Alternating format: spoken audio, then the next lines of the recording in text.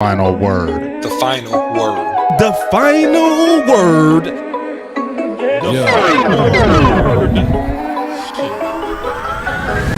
Let's go. Come on. What's up, fellas? All's well. Alright, man, I'm chilling on it, man. They were like, Law, you never sleep. Come on. That's true. Law don't sleep. I always Vampire say blood. it's two laws. It's two or three laws. It's never just one. One checked out, the other one just checked in. Say, boy, listen. If y'all knew how serious this boy Law Nation take this, I'ma tell on you, Law. You ready? You ready? Hey, my boy Law was telling me behind the scenes he take vitamins, he drink water, he drink his orange juice. Just to keep that immune system strong, to keep out that content. Yo. That's what's up, man. Define a word. That's a professional, dog. Woo, this boy. Hey. Oh. Oh. Oh. Yes. Hit that boy Law with a yoga flame for you, but y'all show Law. Word. Y'all show Law some love with them flames. Final Let's word. go. Yoga fire. The final word. The final word. Dracarys. Let's go.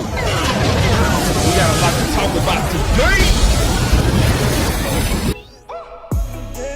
Yeah, man, we got a lot to talk about today, man. Tony Pollard, the tag. Woo. We need more weapons. And we go just put it all together. We go just call it the Dallas Cowboys updates. Let's go, Yoga Flames. Dracarys.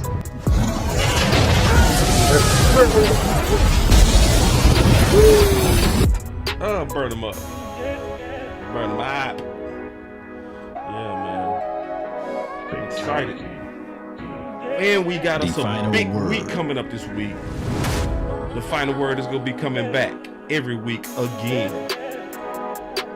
We going to be bringing y'all the final word draft show. Ooh, wait, let me turn up that music real quick. Wait. Come on. The final word. Oh, it's going to be so The final word. Wait.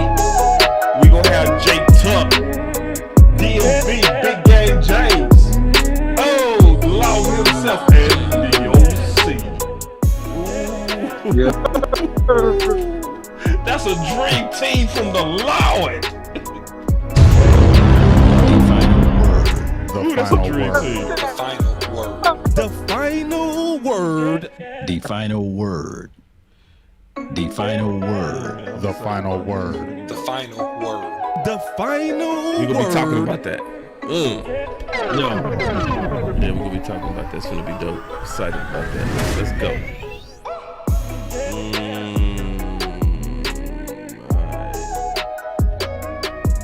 Kickoff time, baby. The final word. Let's go. Kick it off.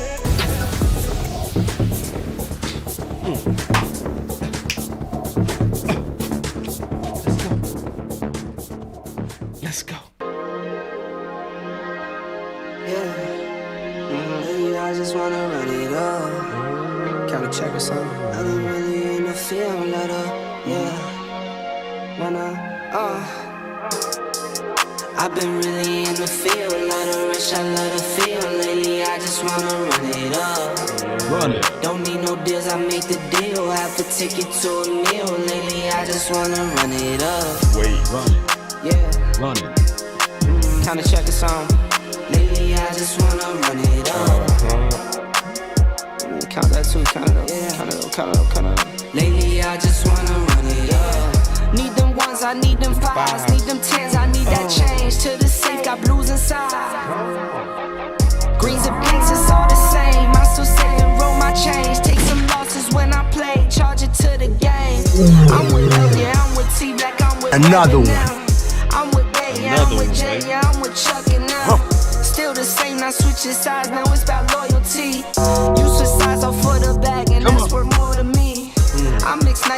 designer, I experiment. You just rock what's on the shelf and I'm not feeling it. Search for the one, but baby girl, there's nothing real as this. Can't trust a soul, I keep a hammer, call it too legit.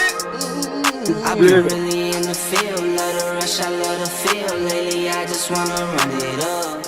Yeah, all right, man. Yeah, welcome to the final word. No doubt. What's up with the OC, man? Oh,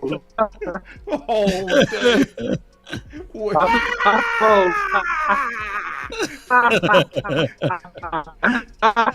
Lost in space. Come back, dog. God, dog, that was not cool. Oh my gosh. That wasn't quite the look we wanted to kick it off with. Hey, but we already know where we're going with this. So, like me and you, I'm already ready for me and you to handle it while he fixed the Wi-Fi monster. He gonna have to get that dude in check. First, I'm gonna say what's up to the people in my building. Then obviously you go talk to people in your building. We go kick it off.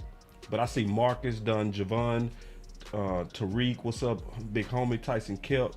Tyson, I really always appreciate all your encouragement, bro. You always do that on all your comments, man. We appreciate that you appreciate us. Queen, Daisy, Dunn, Jovan, Life's Crazy. He always first. And T-Mo, Lauren, Albert Smith, Spiffy, and my boy D.A. Lee, man. He always coming in saying, we in the building, Sin City. And my big brother from Dallas Q. What's up, bro?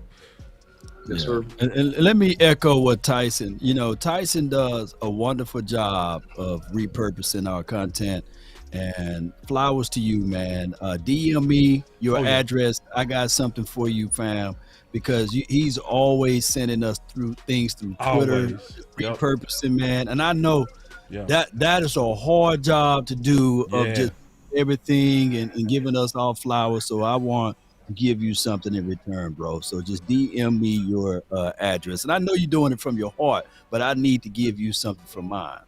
Yeah, and Tyson, man, you're right. Tyson, he's fantastic at really endorsing the final word, Law Nation, Boss Cowboy Sports, Big Game James. He really go out his way to do his part to spread the knowledge and he's really like one of a kind with us. So, but let's get right into this. I can hear some background.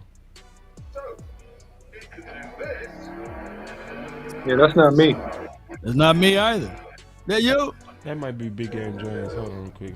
He might be in the back. It's somebody that got a motorcycle. Yeah, I heard a motorcycle. I think that's Big. That is Big. Okay. Big in the house. I didn't know. Yeah, what's up, Big? What's going on? Can you hear me? Yeah. Hey, next time, just kick down the door, bro. My boy Big. I wasn't sitting y'all. My boy Big, you always a cool dude. He sitting there in the back just humble, man. Kick this your house, bro. Come on in, dog. What's up, boy? I was just sitting there listening to y'all chilling. What's good with everybody? OC, Law, Boss Cowboys. We are back at it again. The final word. Man, I like that hat, dog. Yeah. I see, man. That boy. I see you done went shopping. No, I went shopping. This is my tie drip. That's an old No, that's my tie. That's. I don't know. I got this from Texas. I got this on the. I had just happened to see this because they don't usually have that black with that blue dark. I like that color. So Nah, that's dope. That's a good look, bro. When I jack it, don't say nothing. Don't say that when you see me come with that exact same black hat. I'm acting like I'm even take them glasses. I'm gonna take everything, man. I'm a swag jacket today, big dog. You be having the glasses though. You already be G'd up. I'm gonna steal them suits you be having. I appreciate that, big dog. Hey, and speaking of that, Law, you want to talk about real quick the Super Bowl thing that's going on, and then we'll get into the content.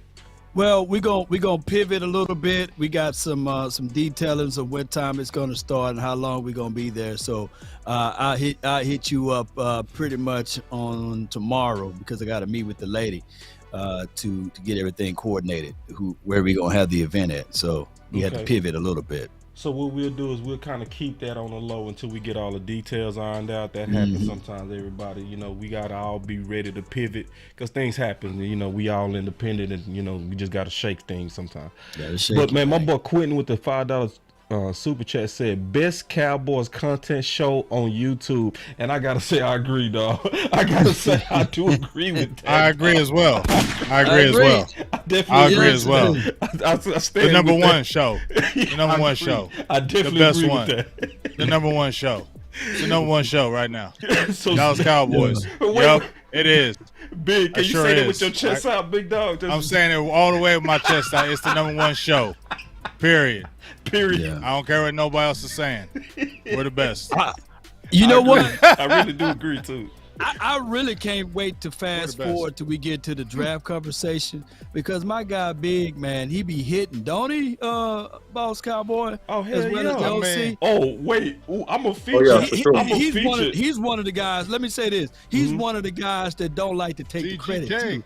You know what I mean? I know. Like he. No, when you he know I hit like on taking. Fred Warner, I'm gonna take some credit now. No, you know that he'll ain't true. take some credit. I'm gonna take some But credit. when he I had hit some. on I had Fred some. Warner, Look. Yeah, Hey, Law. yeah, I had yeah, somebody yeah. get on me. No, Law. I Yeah. had somebody get on me today. He got on me. So we were talking about the draft, and he was like, "Oh, I'm watching the draft, and I know big game because if there's like 500 people and he get one right, he gonna say, "Oh, I know it. I knew it." So I jumped in there. So I seen the comment. So I went right in that comment. So I said, okay, yeah. I said, I will say. I said, but I'm gonna definitely admit when I'm wrong. But you damn right. When I'm right, I'm gonna tell you. And if you don't like it, you don't got to listen to the channel. Right? Facts. Right? No, that's facts. Facts. Is that a fact? No, that's You don't a gotta fact. listen to it. You If don't. you don't want to hear it, you ain't gotta listen. But guess what? He kept on commenting, so you must like it. Right. Yeah. Yeah. And that Do be the that. case. Yeah, And we getting like- ready to kick it off real quick before we kick it off.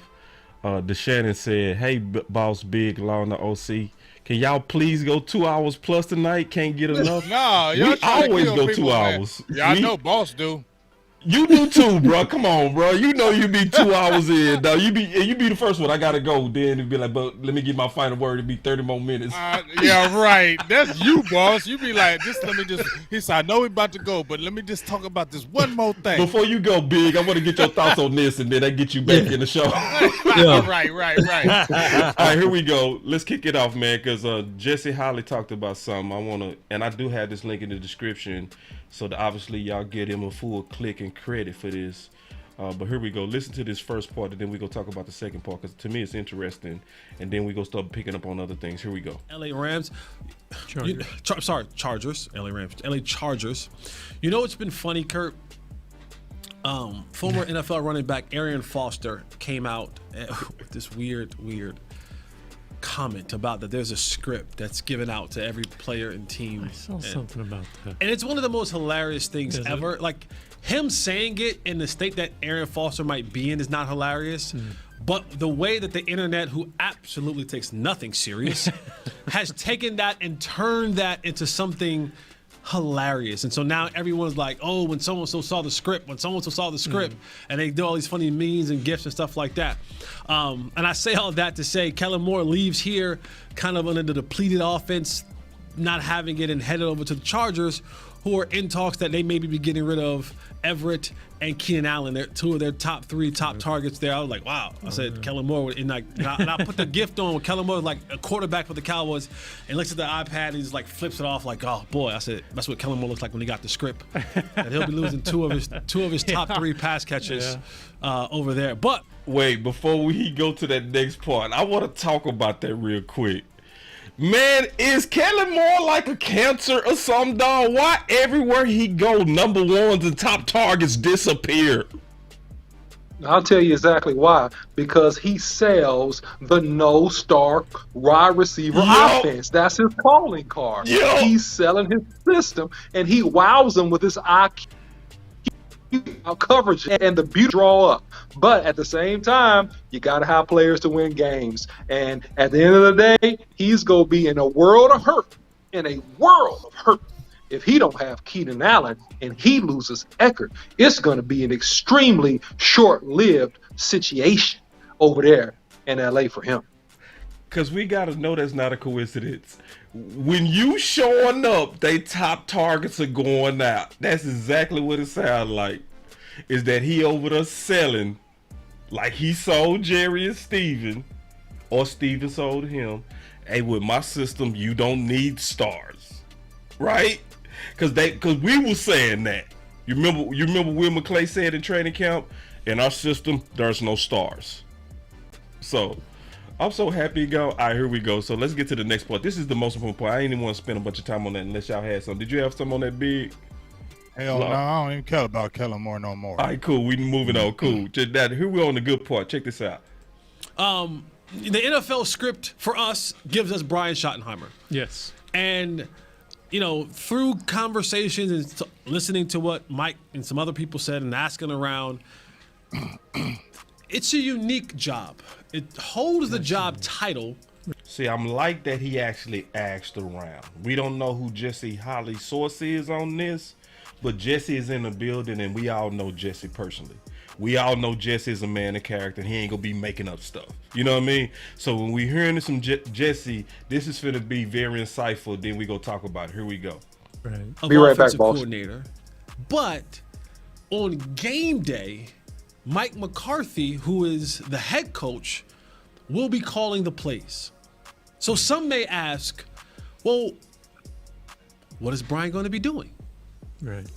That's a good question. I'd like to know that. Right. And so so I've asked around, and what the responses have been that I've gotten was that he will take over the day-to-day stuff when it comes to kind of running practices from the offensive perspective, meetings, designing things like that, while Mike is still doing the overall head coaching stuff. Kind of still personnel. Mike's still gonna be doing personnel-wise and day-to-day kind of planning of everything, but So when they're in the meetings breaking stuff down or going through the upcoming, game plan, that's Schottenheimer's going to be doing that. I think it's going to be a collaborative between Mike McCarthy and Brian Schottenheimer in their coaches meeting. Yeah.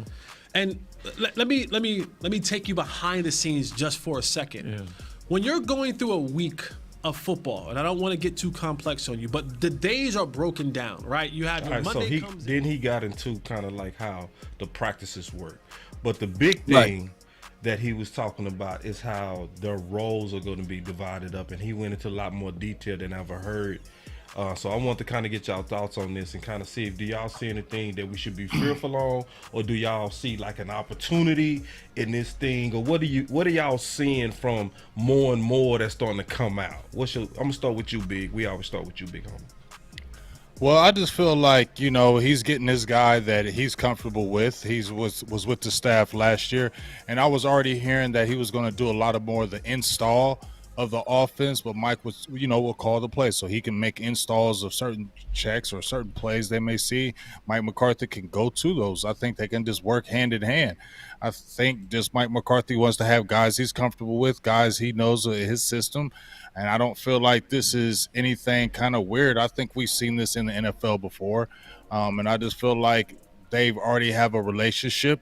He wants to have somebody that has the same kind of mind in the concept of that West Coast type offense, where it's a lot of run.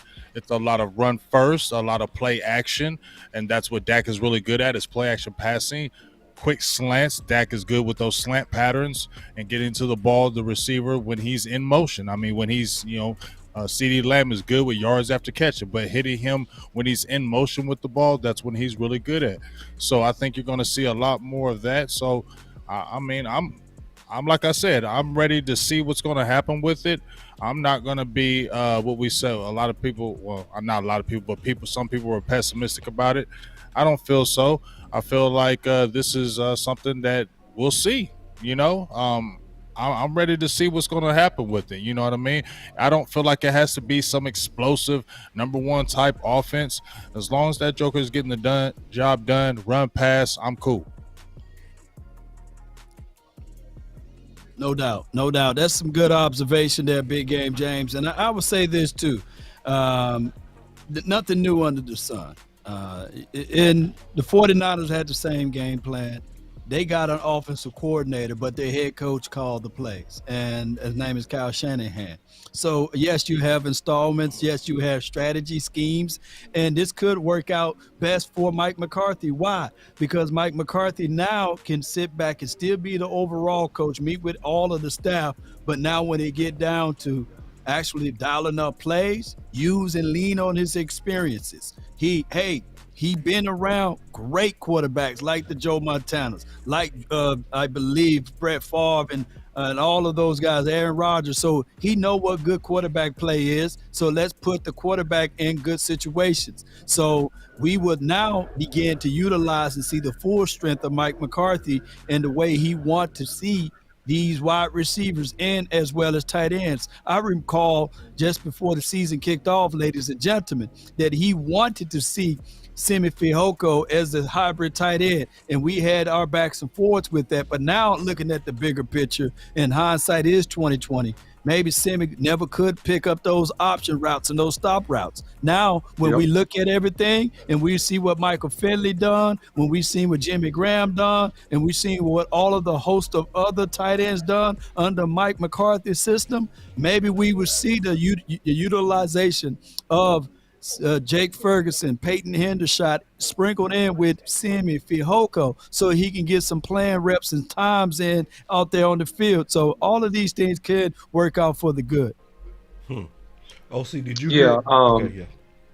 Yeah, I heard. Yeah, it's something that, I kind of covered in a video that was just put out about Brian Schottenheimer, is that he will be the yin and the yang of the day-to-day for the offensive schematics, because it's not a traditional role. And so Jesse Holley basically is highlighting something that, we kind of covered, in the sense that Mike McCarthy is the head coach. He has the oversight of the entire organization and team from that perspective, from the football perspective. So there's no way he could do all of the prep, all of the practices, all of the film study by himself and still manage all of his responsibilities. So that's what Brian Schottenheimer is there for. And these guys share similar philosophies. He's from a pedigreed family. The late, the great Marty Schottenheimer, Super Bowl championship coach for the Kansas City Chiefs when he was coaching. So I think it's going to work out really, really good. And what you notice, and what I've noticed, if you look at certain teams that have an offensive-minded head coach, they still have an offensive coordinator or an assistant, it helps a lot, because now you have two men looking at the field.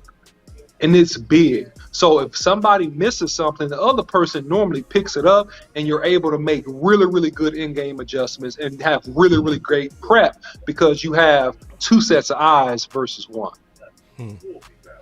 Yeah, no, I feel fantastic about it, and I already talk about it, so I ain't gonna talk about it again. I just want to definitely get y'all thoughts on it. Another thing that's obviously been cycling in the wind, and we want to kind of go around a circle on this, is obviously the Tony Pollard tag. So, and I know, OC, you got a video and a cue that you go do on it. I don't know if you go spill it all today if you can. But I want to kind of get y'all thoughts on this, and because it was some people that was very open to even unloading the whole running back room, and so I want to kind of go around a circle, and talk about what does that tag mean for him, what does it mean for the Cowboys, what does it even likely mean with his potential recovery. So we will go around a circle again, starting with you, Big. I don't want him to get the tag. I'm against the tag with him.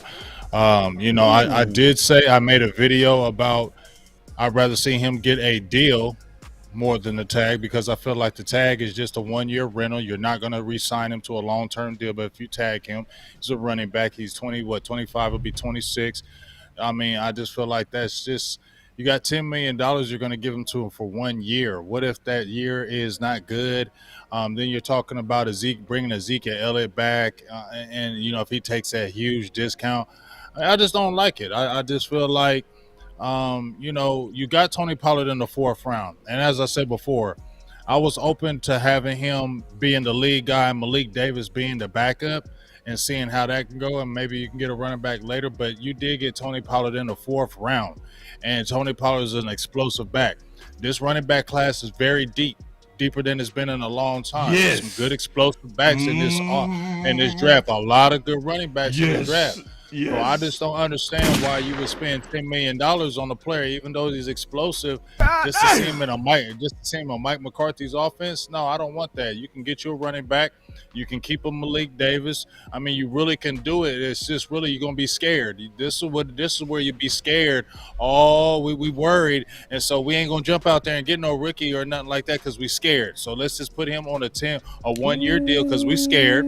Just like you were scared with Dalton Schultz, you were scared, and that's why you put him on the 1-year deal because you were scared. Scared money don't make money. Because see, when you put that 1-year deal on Dalton Schultz, and what was his numbers? 56 catches, 57 catches for 500 yards, 5 TDs, 10 yards a catch. Nothing impressive, nothing crazy. So why'd you spend that money on him? That's why it don't make no sense, in my opinion, for you to tag him. Stop being scared. This is your time where you see these other teams, right? This is where they wheel and deal. This is where they get creative. They get creative with the cap. And they say, you know what? We're going to move on. We're going to do this. We're going to do that. We're going to get creative. We're going to try to make some moves. But the Cowboys don't get creative. They show it for what it is. They already throw their hand out there. They're throwing out the franchise tag for what? And telling everybody already right now. That's why they lose in free agency, and that's why moves don't be made, and that's why they're always kind of stagnant in that set. So, no, I'm not cool with it. God, dog. Hold on real quick. Hey, I love being a Cowboy. Big game change. Game changer. Let's have some fun. Let's have a good time, man. Let's kick it. I had to hit 2 buttons on that one. Go ahead, Yeah, man. This is good for the Cowboys and bad for Tony Pollard. And I'll tell you why. The Cowboys should draft a running back or bring some type of explosive back if they find value late in the draft or in free agency of some sort, because you got to get younger and faster from the running back position. And the other thing is this, is if you pay him on a rental, $10.3 million, I believe, is the running back tag for 2023, then what you do is that you make him prove it again.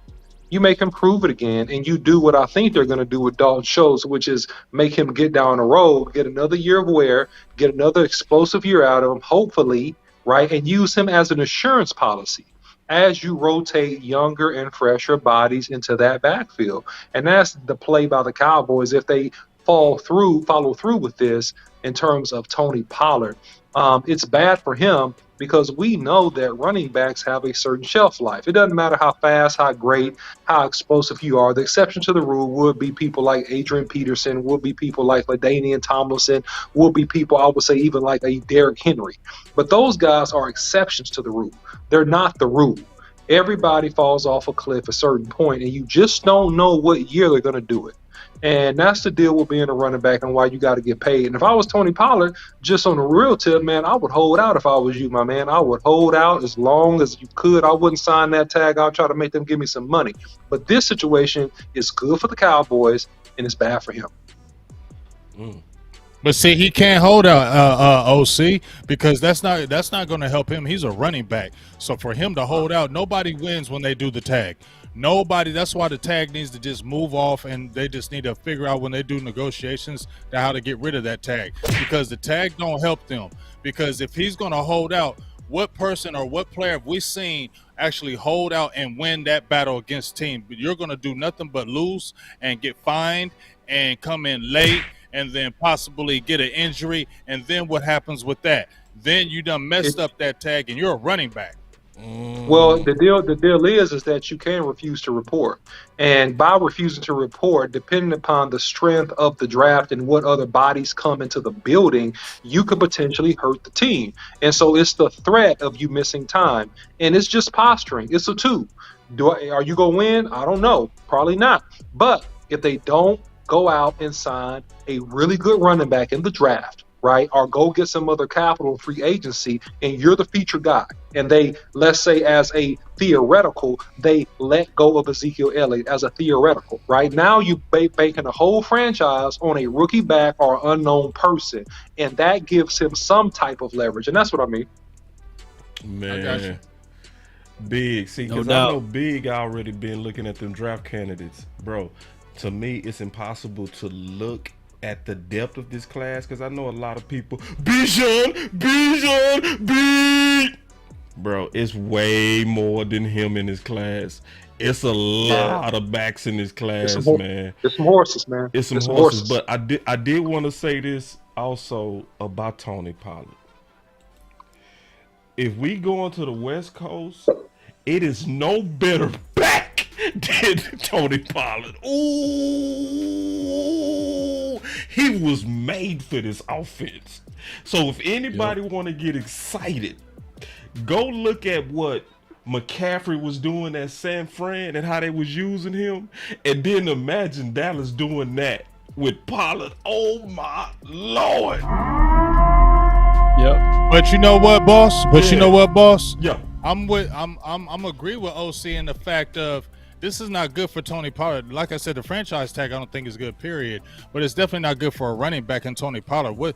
He's motivated, but how? You're giving me a 1-year deal, $10 million. You already seen he got hurt at the end of the year, right? He's a running back.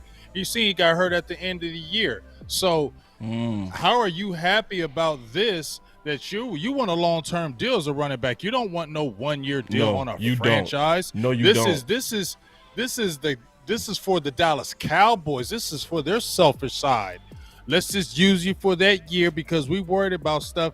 But this is not good for the player. So I don't see where the player feels good about this and how he wants to, you know what I'm saying, give the full effort for the team and that nature when we're already talking about franchising you and where you can't make no other money. You're going to just take this 1-year deal. The threat of injury is huge, and that's not good for a player, especially a running back. Big. And not just that. Go ahead, love. I was going to say, advocate. Go ahead. Not just that, because Tony is a young man. He got a family and everything, and you want security for assurance for where you're going to be at the next year. And a $10 million deal may sound cool, but it'd be the most money that he'll ever make. But good teams or great teams don't franchise tag their players. Franchise tag is kind of equivalent to the check cashing places or the title loan places. It just costs too much. You can't extend that money. You can't spread that money out throughout the life of the contract. And yes, it's a 1-year rental. And it also can bite you in the you know what, because what if Tony Pollard explode and be that crazy beast animal out of this West Coast system? Speaking of West Coast, think of, like, I know I'm going to age myself, but think of Roger Craig's of the world, right? But think faster. of like what they did with the Ricky Waters and down that time with But the faster. 49ers when they was, but faster. So a guy that can catch out of the backfield, you can run them on wheel routes. You can do all of those things out of a West Coast principle. The drags underneath. So it's going to be nasty for the Cowboys. They need to go ahead, if they really like Tony Pollard, extend that man for a long-term contract, 3 years, and move on and get it done. If you don't feel that high on Tony Pollard, there's a Gibbs out there that you can go grab. There's multiple guys in this draft that you can bring in for a rookie deal there. But go ahead, y'all. Nah, man. Because I feel like, to be all the way honest, I feel like the Joneses got a lot of leverage on this. He got him a late injury. You know what I'm saying? So with that, if I'm speaking like I'm one of the Joneses, bro, you got to come down off your price. Because we going to be gambling with you, bro. You saw us gamble with Gallup, and we didn't quite get the best year we supposed to get out of him because he also had a late injury. You know what I mean? So we do want you long term, bro, but you got to drop your price. It's unfortunate, but that's how it is. It really is like that, because we do got the option to go get us 3 young studs out this draft who go be way cheaper than you. You know what I'm saying? And if you go heavy in this draft and clear the whole running back room, there's a possibility you could even be better. Now, ideally, I do want to keep Tony Pollard, but I swear to God, it looked like the Joneses got all the leverage on this one to me. I'm just keeping it real. You gotta come down off your price, big dog. Yeah, but the Jones family don't know how to leverage. You know, I just think that they kind of shoot themselves with these franchise tag, because we clearly, granted, Dalton Schultz was good with Dak Prescott for those few spells of a game, but it was always inconsistent with him sometimes. I think that you could have went got a Hayden Hurst and spread out this whole thing and save a whole lot of money. You could have made some money, Law. Could have made some money. What's that again? Made some money. You could have made some money. You could have made some money with that, but they don't want to do that because they scared money. They scared money now. Jerry Jones just came out in an interview and said with the Rams and the Eagles, like, oh, they went out, but I don't know if I want to do that because what if it come back and bite me? I'm cool with being in the middle. He said it. He said out his own mouth, I'm cool with being in the middle, but I like how we are in the middle. How can you like that? How can you like being in the middle and just this is the problem I have, and I know it's nothing like we can really even do about it. But it's like you got them Super Bowls on being aggressive. You came into the league being hella aggressive. You made them trades. You were wheeling and dealing. And what happened? You got Super Bowls. And even if there wasn't free agency back then, you were wheeling and dealing. You didn't care. You went out there and made moves. And what happened? It produced Super Bowls. And I, for one, even when he made mistakes with, maybe some bad signing, Joey Galloway, we saw some players, Roy Williams, but I never got mad at him for ever trying to be aggressive because that was letting me say something. I would just say this. Everybody's mad at my Dallas Mavericks. Well, not everybody. A lot of people are mad at my Dallas Mavericks saying it's going to fail because they went out and got Kyrie Irving, right? I'm just going to correlate this. They went out and got Kyrie Irving, right? Because, you know why? They took a chance. It could blow up in their face, right? It could blow up in their face. But they're saying we're going to take a chance on it anyway because it could go the way we want. We're putting another quality player. We're trying to make this move and trying to make it happen. That's where I don't like this. And when you see just right there with this Tony Pollard thing, I feel like we saw he's a rookie. Wasn't Ezekiel Elliott a rookie? Ezekiel Elliott came in did pretty good as a rookie, didn't he? Sure did. How many rookie running backs have we seen in the NFL that have come in and done well? Some. A lot. Yeah. To your a point. lot. Yeah. A lot. We've seen a lot of rookie running backs come in and produce. We've seen unknown rookie running backs. I think there's a couple of unknown rookie running backs that happened this year that had 1,000 yards. Remember Gibson did it? Yes. James Robinson. Remember Julio? The Jaguars. Yes. Remember Julius Jones? Remember Julius Jones? Baby, so why are we going to sit? Julius Jones was how are we going to right? But so how are we going to sit there and say we worried about Tony Pollard coming back? We've seen it time and time again. Young backs coming in this league and making waves. Boss, we talked about Breece Hall before he got hurt. Was he going crazy? Going crazy, and we knew he was going crazy. We said it last year that Breece was going to go crazy. We called it. Let me just address the elephant in the room. Let me address the elephant in the room here, and no one can say it better than my man Law Nation. And he said, just go ahead and get it all the way out. Let me go ahead and get it all the way out then, because at the end of the day, you don't have to sign Tony Pollard. That's the truth. Okay, let me go further. You don't even really need Tony Pollard. And if I'm the general manager, I'm looking at Tony Pollard like, sir, you have a lower leg injury. We love you. I don't know if you're going to be as explosive as you were. We got to be responsible with the cap. We're going to give you just about a team-friendly deal. If you want it, you want it. If you don't, you can shop. That's okay, sir. And I'm drafting 2 running backs. And then where I will take a chance, because here's the thing, Big, and this is where I will say something. You don't have to be super risky to have a championship franchise right now because you drafted well, you bargain shopped well. You don't have to be super risky to be great, but you do need to take a risk somewhere. You need to take a risk somewhere. So if you splash with another target on the outside, like a receiver or something of that nature, right, you can be conventional, conservative, and draft well again, get some fresh meat in here. I hate to put it like that. Get some fresh meat in here and get these boys to rock because they're going to be 21 years old, full of testosterone, hungry, as strong as they going to be, ready to take that punishment for 3 or 4 years, and let's rock. That's what I'm doing if I'm the Joneses. I'm not overpaying for nobody, and I'm not worried about it if you take my contract or not. This class special, this is what I said. But this is what I'm saying right here. Just bouncing off you, OC. This is my free agency thing. I said, you remember what I said? You don't have to go out there and get all kind of free agents. You don't have to go out there and go crazy. Well, I said, go out there and get Deron Payne. Move these guys. Cut some people. Get rid of some people. Let some people go. Get Deron Payne. He'll be a difference maker in your middle. He'll take your defense. What that defense is already good and make it to a higher level. I said, go out there and get a DJ Chark from the Detroit Lions. He's a big receiver who we haven't had. 6'4", 4.3 speed still, and he's not going to cost you a lot of money because his numbers weren't crazy. You can re-sign a Donovan Wilson. You can re-sign Terrence Steele. You can re-sign Anthony Brown on a depth. You can re-sign a Jonathan Hankins, LVE. These are guys at contracts that will be good for you. Maybe you can bring back a Dante Fowler. You're okay if you do that in free agency. That did not kill you, especially if you restructure contracts and then you got a difference maker on your defense that's going to take your defense to another level. You kept a reserve in Jonathan Hankins. You still have a Bohanna, and then you still got a Gallup, Jalen Tolbert year 2. You got a DJ Chark, who's a big, fast receiver now. And then, like you said, OC, you can still draft running backs and choose, and you're going to be okay. Stop being out there and being scared, Dallas Cowboys, and that's the problem. Hey, I love being a Cowboy. I already hit the button. I'm going to hit it again. Big game changer. Game changer. Let's have some fun. Let's have a good time, man. Let's kick it. Sometimes bars be just freestyle. That was a freestyle by Big Game James. My goodness, man, go off the ahead. top rope. But let me say this about Big Game James' thoughts and theory with this. And this is why this should be something that the Cowboys front office should adapt. It's not about getting the small fringe free agencies.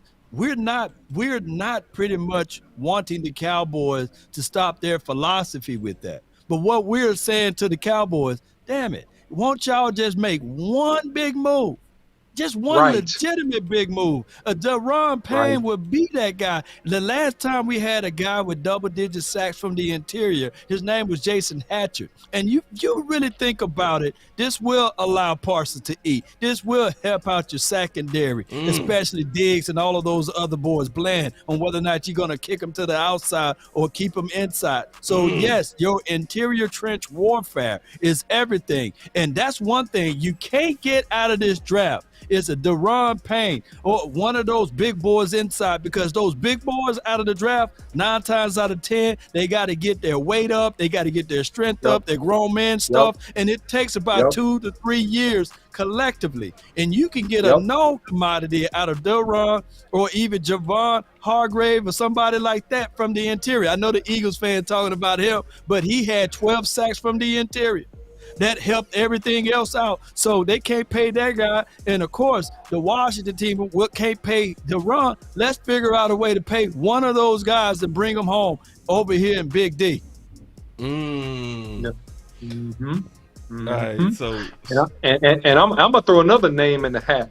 I wouldn't be upset if you just went ahead and got a person like a DK Metcalf to balance that field and just dominate offensively, something like that. And I'm bouncing off along this in the sense that, man, you don't gotta go sign 3 or 4 big time free agents. We just need one good one. Because you draft well enough and you manage well enough. If you got a star piece on offense and or defense, man, that will set you head and shoulders above a lot of teams in the NFC. All right, so that was wonderful. That was wonderful, man. Y'all clap it up for the panel, man. The panel did their thing on that one. I think that was very in-depth by everybody that's at the table. It's a lot of plates, so hopefully everybody got a snack off of that. I feel good about that, but very good thought, and I'm very curious to see how this go play out. So check this out. It's something that's been going around a lot, and I'm hearing it more and more and more. I can hear somebody background. That might be you, Big. You might have your TV on. Oh, yeah, maybe turn it down. It's all good. But it's something that keep going around. The Cowboys need more weapons. Yeah, that's going around. Let's kind of start having that conversation, because that was pretty obvious towards the end of the year that they were searching for weapons. They looked like they never could find that replacement that they was trying to get from Amari in the absence of Amari. So just what's y'all thoughts on this weapon stuff, and how do y'all see this playing now? We will kick it off with you, La. Well, more is the merrier. The last time we won Super Bowls where we went out and got more weapons. Charles Haley was that elixir to help out our defense. And then we needed more and more weapons, and then we got a Deion Prime. So it goes that way, ladies and gentlemen. We need more weapons. We need people to help this team out. Law, what you mean? You got to buy a Super Bowl? Yes. There's nothing wrong with saying it. Hey, we see Tom Brady, and he is the only guy that's remembered. But I recall a Stephon Gilmore. I recall a Darrell Reeves. I recall a Talib Akib. However you say that man's name. He's from Texas, right, boss? So we get all of those things that you look at it. If one of the greatest quarterbacks of all time, if he needed more and more weapons on the defensive side or the offensive side, who you think the Cowboys need? We need more weapons. Yep. So let's go out there and find more and more weapons. I've seen Matthew Stafford. Most people considered him trash before he came over to the Rams land, and they had weapons upon weapons. And of course, we looking at the Eagles. They walking right to the Super Bowl. Why? They got more and more weapons. No one on this plane or dimension can tell me that, hey, Jalen Hurts would have made it to the Super Bowl if he was throwing it to Jalen Reagor, right? And they didn't add in A.J. Brown and et cetera, or the people that they added in on the defensive side of the coin. So all teams need more and more weapons. Look, I'm going to say this before I let somebody else go in. Tom Brady, right, when he went to the Buccaneers, let me know, did he get more and more weapons? Antonio Brown, oh my goodness, man, he brought my guy out, Gronk, so he had more and more weapons. You can't do this by yourself. Team game. Talking about weapons.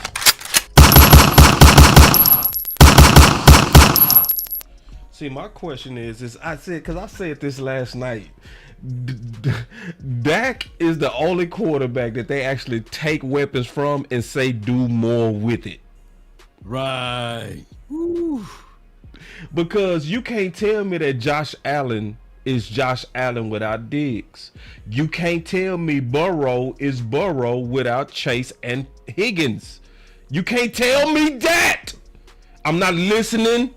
It's going in one ear and out the other. It don't even make sense. Yeah. They know it. They know it. Like, even we talked about this last night. People always talking about, well, Dak is not Mahomes. He can't carry a team. Like, bro, when they saw Mahomes running for his life versus Tampa in the Super Bowl, they went and acquired 2 high draft picks for his offensive line and 2 top-level free agents, and when it got Juju and more weapons, as they already had the best tight end to ever play. And paid Christopher Jones. Don't forget about that $60 million. They just said, they didn't hesitate. Let me pay this dude on the defensive side. Let me pay him. They paid him like money. Mayweather. They paid that brother. You know what I mean? Right. But if it was us, we would have put his feet to the fire. But go ahead, Paul. No, I'm loving it, man. Let me go around the circle. Ooh-wee. Yeah, man. Well, here's a good thing about this. And this is what I'm betting on, guys.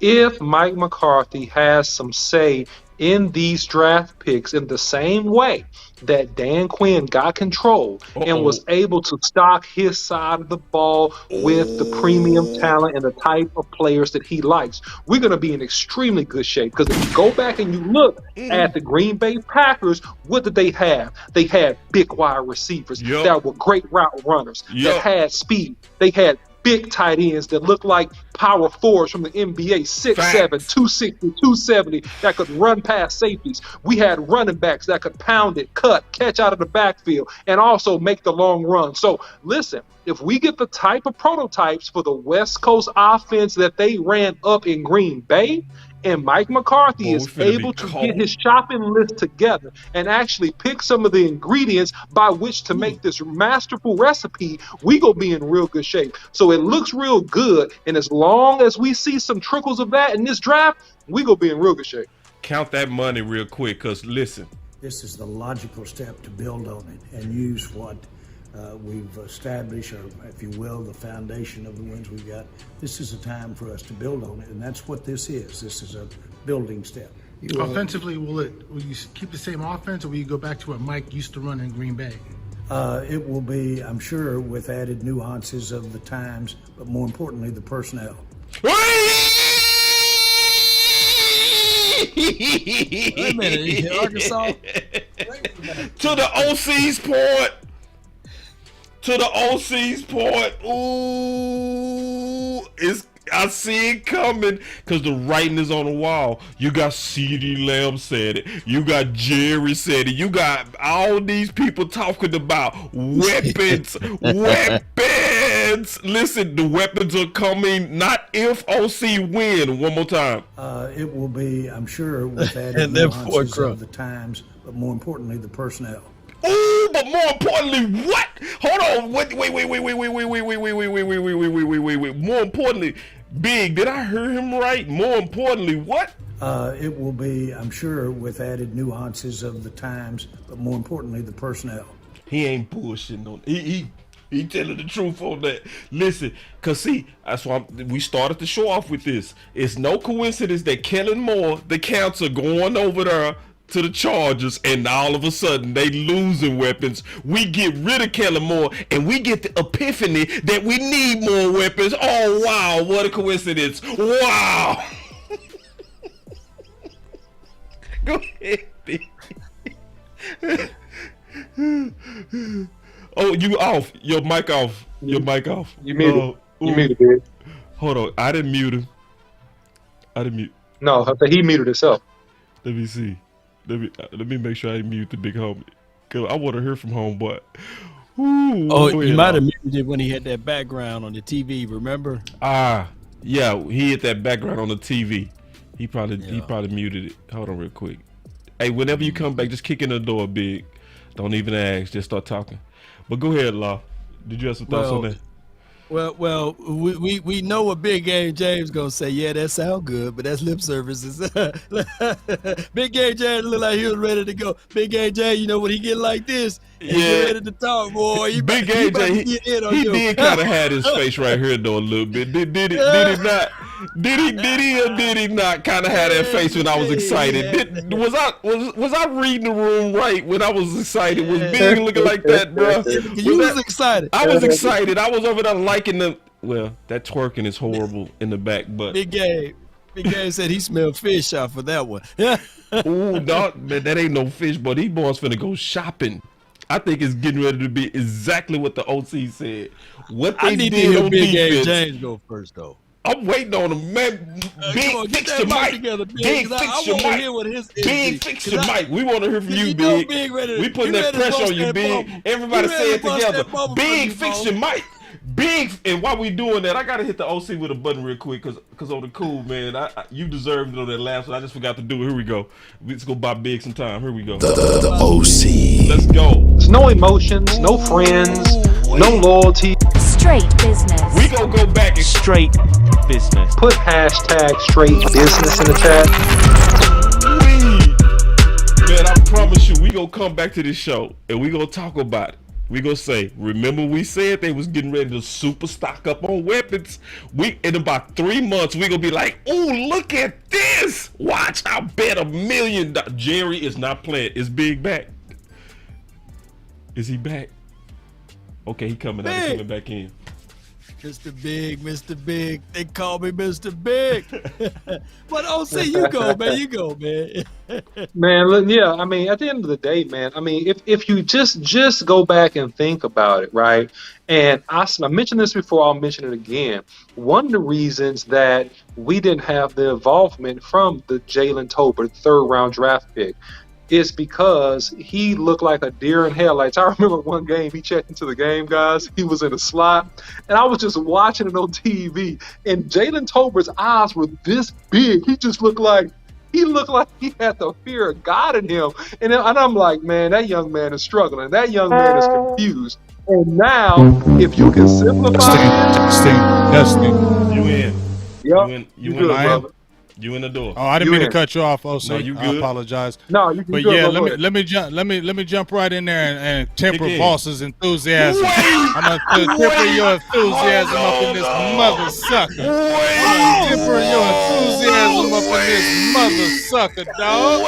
Calm your ass down over there. Get that damn act together. You talking about Jerry Jones here? I don't be believing all that stuff. I won't miss some glory hole. No. Yeah, you know what I mean? Now, I'm going to say maybe I feel a little better. You know, with Mike McCarthy, he's getting his guys, but I want to see. I want to see you in free agency because all I heard Jerry was saying he was scared. Then all I heard Stephen Jones saying he's scared too. And, y'all remember when we did Amari Cooper? Man, how long ago was that? That was like 5 years ago. You still doing cartwheels over Amari Cooper when you made that trade in 2018. It's 2023, and you're still talking about that. So when you're saying that he's going to go out there and get personnel, I need to see it. I just mentioned 2 players, and I know we can get a few more different guys, if that can make what you're talking about work, because we can't just rely on all rookies, right? So let me see it before I jump out there and say, just because Jerry Jones at the Senior Bowl talk that he always do, I want to see the actions, because he be doing a lot of talking and ain't been a lot of action. Yes, indeed. That's why I didn't want to go, boss. No, it's cool, but say, listen, you want to go bust my bubble? Man, I don't care what Big say, bro. I'm drinking this Kool-Aid, man. I don't care nothing about my dog, Big. Go ahead and drink the Kool-Aid. That's my dog, bro. But hey, man, listen, because it's more than him, bro. It's also this man. All aboard again. Hey, it's about this dude. It's also about this dude right here, Big. It's about him too. So this is to the OC's point. Hear me out, Big. Just give me one chance real quick. Just give me one I might be able to talk you into. From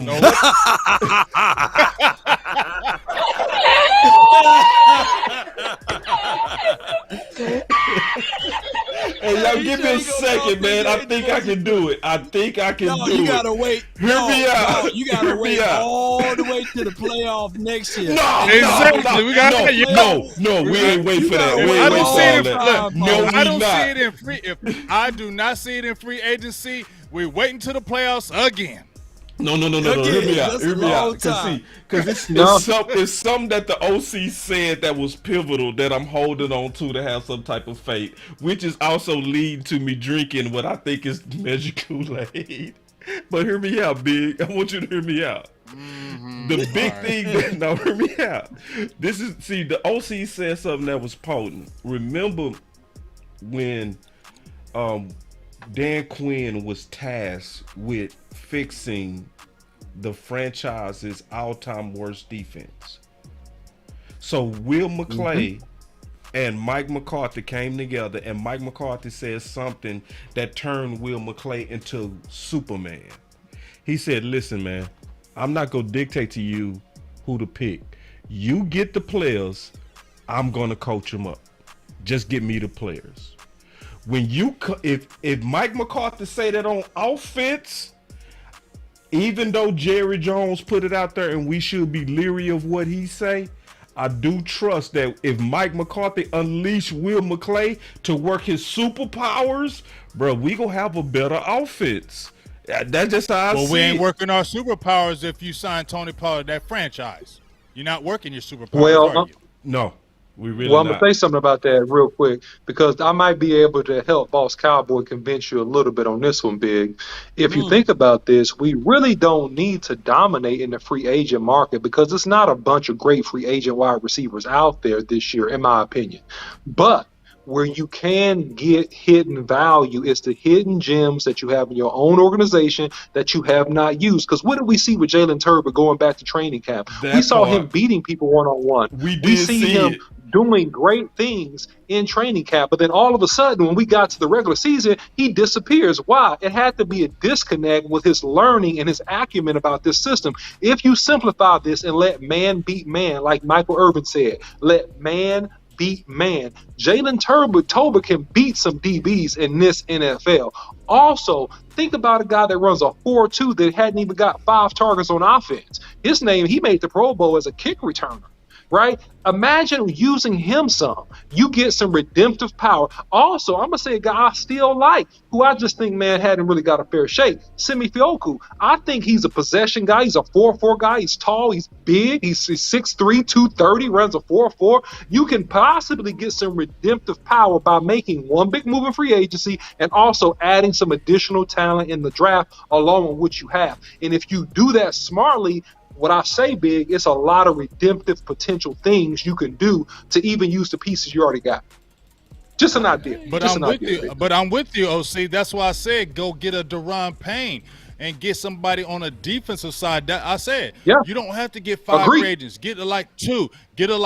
I'm with the Jalen Tolbert because I think Jalen Tolbert is going to have a good year 2 under Mike McCarthy. I'm excited about that. I like Turpin, but I still feel like to get over the hump, you can have, and I said this before, y'all already know this. Y'all played on squads where you had a nice team, and then next thing you know, the next dude comes up, you like, oh, I got next, and you pick him up. Your team goes from good. This dude was playing on the side of the court, or he was playing on the field. Now all of a sudden he came on your team. Y'all was beating teams. Now y'all dominating teams because that outside guy came out of nowhere and made your team that much better. And that's what the Cowboys need to do. So that's what I need to see, OC, Boss, and Law.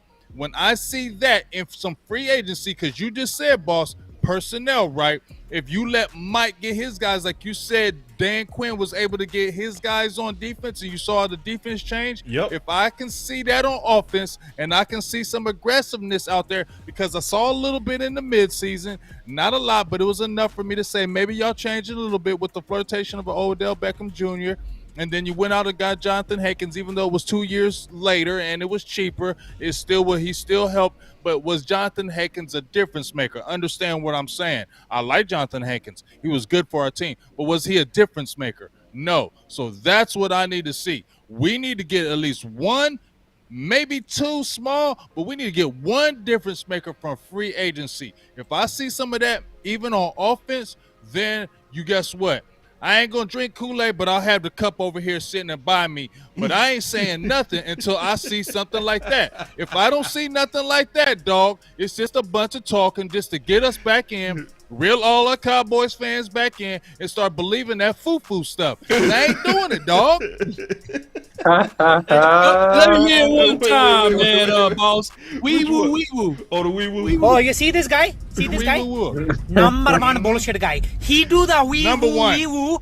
Hey, but see, that Jerry Jones be doing the wee-woo, wee-woo. Yeah, he be doing the wee-woo, wee-woo. And Matt Stephen Jules be doing the wee-woo, wee-woo. Do the wee-woo all Number day. 1 boss. Number 1. But Number OC, 1. you led up and perfectly segued us into what I want to talk about anyway. It's the potential year 2 jump of Tolbert, you know? So where we might not need as many receivers as we think. Because see, it's one thing, and this is the cool thing about me being in the Dallas training camp the final days, and I was out there with Big and Law. We was out there with our own eyes. We both came out of the final practice, remember that? And we had one guy who destroyed that day. And we saw it with our own eyes. Jalen Tolbert. He destroyed. He had like 8 catches in that practice. He was wearing them boys out. And I think the Kellen Moore system, where you had to be able to read a defense, made them have to put him on the shelf. So is it a coincidence that when we look around and we seeing all these rumors and we seeing all these talks and these articles all predicting pretty much that we likely go see a year 2 jump? Because I don't think it was his talent that didn't keep him on the field. I think it was his lack of an ability to be able to read a defense, which to me was asking a lot because he only been playing football for 5 years. Most people don't even know that. He started playing football in high school. That's how much of a natural dog athlete he is. What's your thoughts on that? Well, we looked at Jalen Tolbert and we saw traits of him being in between CeeDee Lamb and Michael Gallup. Don't shake us with the butter knife, y'all. He was in between. He was the yak guy. He was the guy that can high point the ball. And one thing that we all saw was like, hey, he was South Alabama. But can he have those physical traits on the big stage? And what happened, what really hurt him is the books with the Kellen Moore's offense. Dennis Houston, brilliant, smart guy. We talked about Jalen Hurts. I mean, not Jalen Hurts, but Jalen Tolbert. The Eagles must be on my mind. We talked about Jalen Tolbert, but it was Dennis Houston that was phenomenal. Now, let me pivot just a little bit. If Jalen Tolbert will be better this year, wouldn't that also mean that Dennis Houston would be even better? Boss? Agree, dog. And see, this is to my point. And see, I think I'm gonna get Big to agree with me before this day is over with. Check this out. No. Check me out, Big. I think you gonna agree before this day is over with. Check this out. He said, Will McClay strikes again. They did a 2022 redraft and they had Tyler Smith going number 6. Oh, see, I told you that. Remember, we was debating who was better at team building, and I was telling you that Will McClay was way better than Rose. What's his name? That dude over there, Roseman. That dude at Philly. Like, cause I don't know if y'all knew this, but the OC is now a Philly fan. Howie Roseman. Yeah, Howie Roseman. Like the OC is now a Philly fan. Can I say this? Can I say? Hold up, boss. Let me say this now. I just said we ain't got no choice but to be great in the draft because we don't do nothing in free agency. They won in free agency. They won in free agency. Yeah, but this is the point. And that's what I was telling Boss Cowboy, Big. And I'm so glad that you are balanced. You are balanced. See, Big, you are a balanced thinker. See, Big, you are a balanced thinker. You are a balanced thinker because I said put the whole team together. I didn't say draft. So Boss Cowboy want to pull out all the draft picks and walk through every draft pick and see how this is a better draft pick than what the Eagles did the OC. And I'm like, no, boss. The man put together a better team. He went and got the whole kit and caboodle where they had chemistry and they dog walked their way into the Super Bowl. And that's all I was saying. And because look at it this way too, boss. Look at it this too, boss. Is that they also didn't. Their drafts weren't terrible. Their drafts have not been terrible. They have, and he finagled those draft picks. They still have a top 10 pick with all that they have right now. They still have a top 10 pick this season because of his wheeling and dealing. They gave up that first rounder to get an A.J. Brown, dog. You feel what I'm saying? He made a difference. Those guys, they went out, made difference, and they still drafted well. They are drafting on the level with us. I'm not jumping on no Eagles, but dog, you know conservative don't win, boss. You know it don't win. It will never win. It will never. Let me ask you this, win. boss. Let me ask you this, Big Game James. I'm just saying, conservative will keep you competitive. Conservative will keep you competitive, but it will not get you over the hump, and y'all know that. You was gonna say something. I feel like beating them again in this debate. No, you got something. No. Let me ask the OC in Big Game, James. Where are the Eagles better than the Dallas Cowboys? Offensive line, receiver, defensive line, running back, offensive line, cornerback. Where else do we need to go? They're deeper at running back. Defensive line. Deeper at running back. Okay. They got 3 backs that they haven't paid no money to, and they probably might not pay Miles Sanders. I don't know what they're going to do with that, but they had 3 running backs. They were shrewd bringing in Bart Scott back, the little scat back. So they had 3 quality backs they were coming back with. But across the board, like you said, offensive line, receiver, tight end. We had young tight ends, but they had a bona fide tight end. You get what I'm saying? So if you look at it, yes, they were. All right, so I'm not saying that they are or not. What I'm trying to say here is they're not. When we played them on that last time we played them, if they had Jalen Hurts, do they win that game? Big Game, James? No. I'm gonna be honest. I don't know about. I'm gonna be honest. I'm gonna be honest. I'm gonna say this. This is what we know happened. We played with our backup, okay. and the first game, and they blew us out. In the second half, they pulled away, right, and they beat us by a good margin. Okay, this is what we do know. They beat us and by in the 9 second points. game, okay, they beat us by a good margin. That's a good margin, boss. 9 points is a good margin. That's with 2 scores, boss. Quarterback, and you supposed to be the Okay, best team. okay, No, boss. you're not. Okay, That was boss. going against Cooper Okay, Rush. boss. And that was with throwing it 38 times. Let me finish it, boss. Let me finish. I'm just telling the truth. This is what we know. We had our starting quarterback, okay, Dak Prescott, right, who had a great game, by the way, versus their backup quarterback, Gardner Minshew, who also had a really good game. And the Eagles barely lost that second game. That's what we do know. So we don't know if what would have happened if Jalen Hurts was there, but I do know that. And I do know that they're in the Super Bowl, and we ain't. And that's all I can say about that. That's all the OC gonna do. He gonna always go to that to try to get that last bit of leverage during the Super Bowl. It's not leverage. That's what you do. That's your main thing to do, is try to sway the crowd. You see this guy? Man, get out of here, man. Let me address this real quick. Let me address this. I'm gonna start muting mics up in here in a minute. All right, here we go, man. Let me set everybody straight on rock.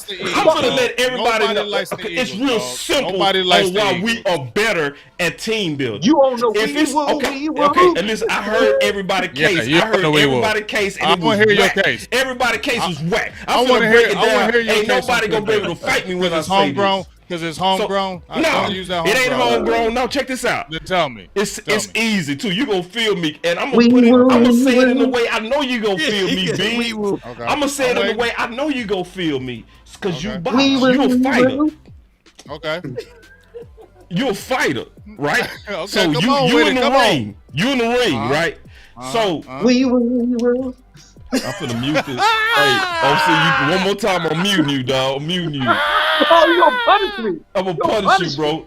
Cause I done listened to your whack case, and I didn't even interrupt your case. And then every time I'm trying to let a word out, you talking about wee woo. Like I ain't got the home field advantage with buttons. Like I won't actually mute you right now, and I will. So check this out. So big. Check this out. This is real though. So big. You can box, right? And if you boxing somebody, and you tie your one arm behind your back, and you still give them a good fight, who the better fighter? Are we doing that, boss? Yes. Who the better fighter? If you put one hand behind your back, you already know the answer to that question. That's my point with Dallas. See, this is the point. This is what makes us better.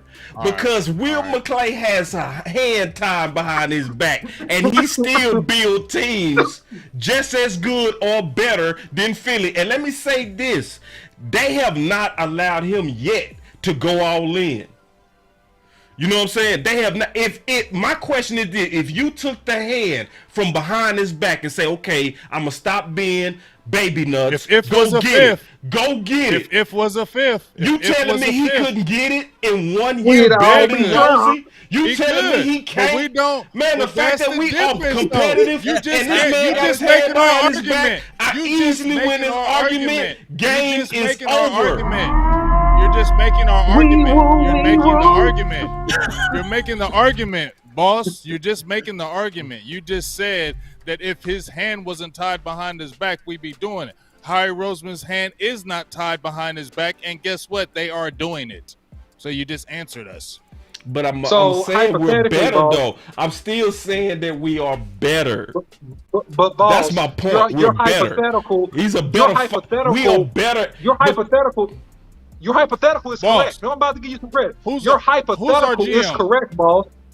Your hypothetical is correct. But the issue is, boss, this is not a hypothetical. And the reality is what happened. We can say what and if, but this actually is a real scenario. This is bullets flying. And when it is a bullet flying situation, we got to evaluate on what actually happened. And I'm saying, based on what actually happened, Boss Cowboy, that man has done a better job. I'm not saying Will McClay can't do a better job, but I'm saying based on what actually happened, boss, it's not a hypothetical. And that's the disconnect. That's it. Well, now that I agree with. It's not even I agree with that. I agree. But here's the thing, though, boss. Here's the biggest thing. the fact that Dallas, I just said it on there, that Dallas doesn't have no sense of urgency. When you're a GM for any other organization, correct? That's true. You can answer this for me, boss. When you get hired as a GM, your clock is already ticking. Is that not correct, That's boss? facts. You have probably like a 5-year window to get it together, or you're what? Or what's happening? You're getting fired. Right. Well, how many times has Jerry Jones said, I'm not firing myself?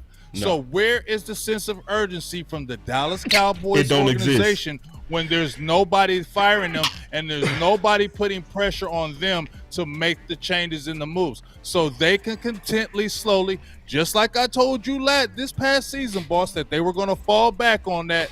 Oh, well, we're young. We got a young team. And even though we didn't make it this year, next year will be. They always can use that built-in excuse of next year because we're younger and we're looking for the future. That's what I always keep hearing from the Cowboys. The future. No, the time is now. While Dallas keeps on talking about the future, these teams are like, we're doing it now and we're getting there.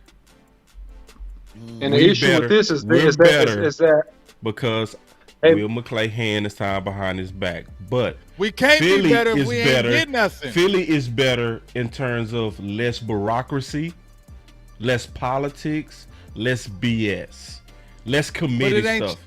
Where's it changing though, boss? You telling me that? That's what I get frustrated. You're telling me this, right? I'm feeling what you're saying. But where are you going to see the change? You just said I need to see. That's why I'm not drinking no Kool-Aid, boss, because until I see actual real change, I can't believe it. That is hearsay. You know what they're saying, boss? You know law. Yeah. You studied it. You know it. That's hearsay. That's just a lot of hearsay from some Jerry Jones making it sound all good. The proof is in the pudding, dog. Go out there and make some moves. You're not going to kill your cap. You can release some players. Stop having this attachment to people. We're still talking about keeping Ezekiel Elliott at a very discounted rate. That tells me you ain't being serious, dog. That's kind of true. Because we will. Because see, this is OC. This the deal. And I hate to do y'all like this. I really do. I really hate to do y'all like this, but but on some parts y'all all right in terms of we got in our own way. Yeah. We did get in our own way. I agree with that. We got in our own way. My thing is, if we just get out the way, we could really showcase what we're capable of. Because the fact that Philly hear me out. The fact that Philly had to mortgage all day future just to keep up with us, because we were sweeping them pretty much every year. You see what I'm saying? And they did get aggressive. Did they mortgage their future? They still have a top 10 pick. Yeah, but no, they got some picks. They got some picks. Yeah, they wheeled and deal, boss. No, they did win and deal. And we dropped the ball greatly on a couple of things based on politics, which is my point. This is where we dropped the ball. We dropped the ball. So then they're better, boss. Man, OC, can I finish my point without you? Because I promise I'm gonna mute you, dog. I'm gonna do you dirty, bro. I ain't never muted you. But just check this out. See, we could have now on the politics messing us up. Now hear me out, big. When you go look around the league and see what other teams got for their receivers, you telling me we shouldn't have got a first for Amari? So in that, they did a better job of willing and dealing. I agree. On willing and dealing, they beat us because we just super fumbled and vomited the Amari Cooper. It wasn't even the fact that we got rid of him. It's the fact that we got rid of him for a fit. We've been hogging from Law. What you got, bro? Well, you right on the money with everything. I was just on the show live with West Coast, and he said, hey, replacing Amari Cooper wasn't the issue because they did replace Amari Cooper. And I said, who? It's CeeDee Lamb. He did replace Amari Cooper, but they never replaced CeeDee Lamb. And let that sink in. And I was like, damn. The Cowboys all last year never replaced CeeDee Lamb. We replaced Amari Cooper with CeeDee Lamb, but we never replaced CeeDee Lamb. So our number 2 wide receiver was Michael Gallup, who was our number 3 his entire career. He never been a number 2, and we asked him to do number 2 things. And then Noah Brown, we know his storyline. He was the 4th and the 5th option, and we can wanted we go back to that be tape? Number 3. Law boss, can we go back to that? I would love for us to rewind that tape where I said Noah's. Remember when we was at Dallas. And I apologize to you now, Noah, but I took that apology back. Now you go watch the tape, Noah. Go watch the tape, Noah, where I said we know what you are, Noah. And remember when my guy was like, no, Noah's going to surprise. No, he's not. No, he's not. He's going to show you exactly what he is. Oh, that was this is like Dennis Erickson, dude, like this. If y'all go watch the Fight of Words, the Law, go watch the intro as that dude talking. Law do that dude like be quiet. Yeah. Now I remember what y'all. Go watch the intro. Watch the intro of the Fight of Word. But we was on them drinks that day, but we was feeling good. Oh, we was on them drinks. We was feeling good. Oh yeah. But listen, man, just real talk, boss, man. On this, man, at the end of the day, man, we must admit, man, and I say this. The reason why I say this is not fanboying Philly. It's saying it so we can learn and we can take best practices. That's what the best organizations do, man. They take best practices and they learn from their competitors. And that's what I'm saying. They manage the situation of their cap and draft picks better than us in this way, because Jalen Hurts is on a rookie deal. Okay. They don't have to pay a lot of money to the quarterback. So what did they do strategically? They got more draft picks and they put as much talent around him as possible to make a run. And so far, we don't know what will happen on Sunday, but it's worked, right? The same thing happened with the Seattle Seahawks when they found a gem in Russell Wilson. What did they do? You had the Legion of Boom. You had Marshawn Lynch, right? They built around him and built a strong team, and they went deep. They won a Super Bowl. Same thing happened, if I can go back even further, with Ben Roethlisberger. He was a rookie quarterback. He was solid. They had Jerome Bettis, all-star. God, listen, he was solid. They had a great defense, and they won a Super Bowl ball his very first year. He did the womp on that.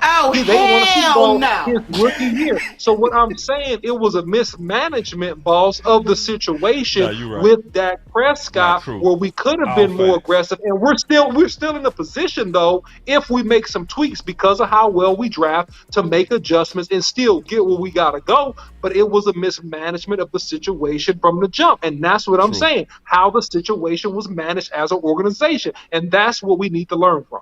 No, that's true. Yeah, I ain't gonna fight you on that. They're not gonna learn from it because nobody's telling them. They're not gonna learn. They're not. I'm gonna repeat this to you guys. I know. Let me just be quiet. No, they're not gonna learn. It's how many years now? Many years? And Stephen Jones is hell-bent on saying, we're so proud of having homegrown talent. We're so proud of doing it. How much does he keep on jumping up and doing backflips that he has homegrown talent? We have the most homegrown talent in the NFL. Like, he is proud of that. So where do I see them ever going to the outside getting a difference maker when this dude is so hell-bent on having homegrown talent and being that way?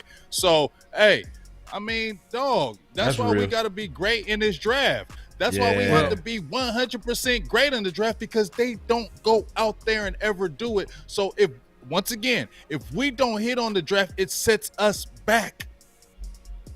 Yeah, it do set us back. But let me just say this one time. Just because you traded the guy away doesn't mean that you trade away the responsibilities. The Eagles were still left on the hook with $77 million of dead cap space from Carson Wentz trade. And they went into this past season with $64 million of dead cap money.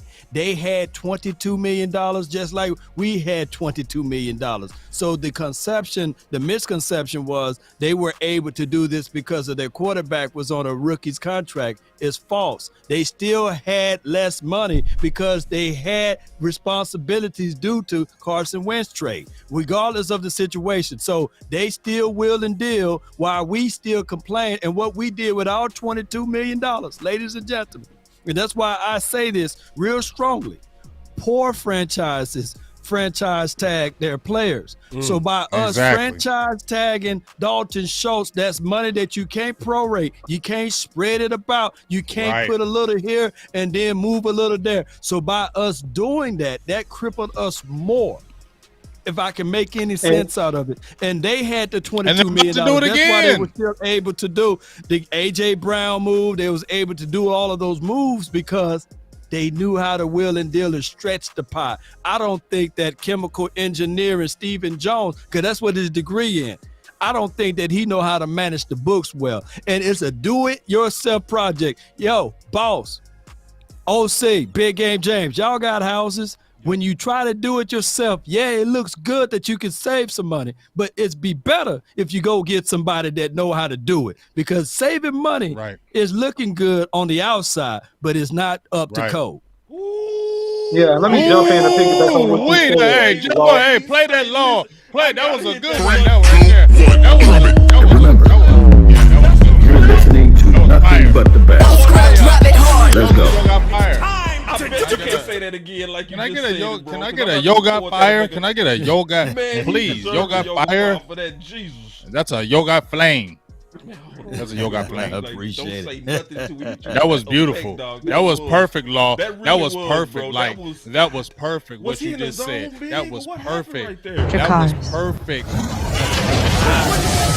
Because that's what exactly is. Yoga fire. That's exactly what it is. That's exactly what it is.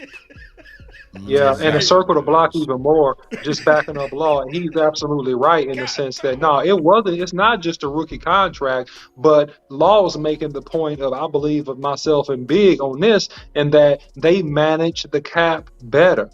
They reworked contracts. They manipulated draft picks and capital to still get a tremendous amount of talent in that room. And that's what the Dallas Cowboys got to do some kind of way. You got to make it work, and you got to make it, as they used to say, do what it do. You got to make it do what it do and get the people in the building that can help you go far and deep and beat some of these teams that are keep on working and willing and dealing every single year to be a contender type team. And you can do it without sacrificing everything, but you got to be smarter and you got to start making some moves.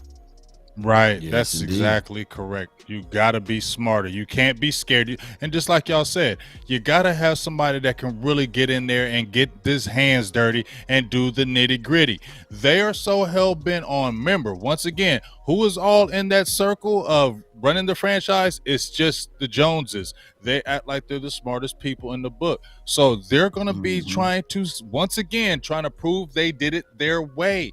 That's why I feel like they're not moving from that needle, because they're so hell-bent on saying, we did it this way. We didn't spend a lot of money on free agents. We kept our guys. We did it this way. And where do you see that philosophy changing, fellas? I mean, I'm sorry. I don't like to rain on the parade, but I'm sorry. I'm not falling for the mumbo jumbo no more from these guys. I'm not falling for the mumbo jumbo. They say this stuff every single year to us. Yet we see teams time and time again pass us with simple things. Like, they get in there, they get their hands dirty, they manipulate the cap. They say, hey, we're trying to make this happen without still killing our team. Yes, guess what? You might have a little kickback on the money, but guess what? If it's to get you the ultimate goal of getting to the championship, that's what you're playing for. What are you being scared of? What are you saving money for? What are you waiting for? What are you saving this money? And just like Law said, why in the hell, when you could have had more money to spend, you put $10 million on an average tight end? You were scared. You're doing the same thing with Tony Pollard because you're scared. You don't want to, we don't want to trust a rookie running back, so let's put Tony Pollard on a franchise 1-year deal. For what? Yep. And here's another thing too. That's how calculated Howie Roseman was. Instead of paying Fletcher Cox the $6 million signing bonus or the $6 million bonus check that he was going to get, they cut him.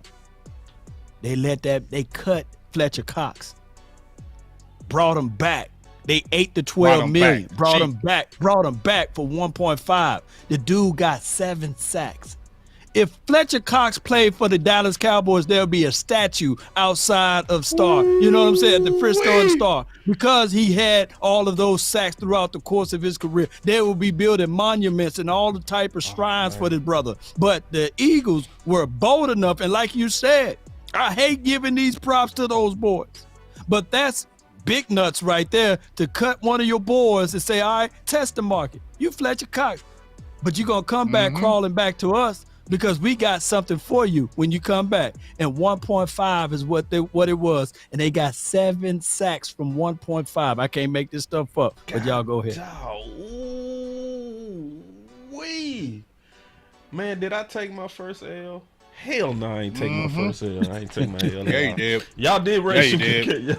Yeah, I kind of. We woo. No, in a total. No. All right, here we go.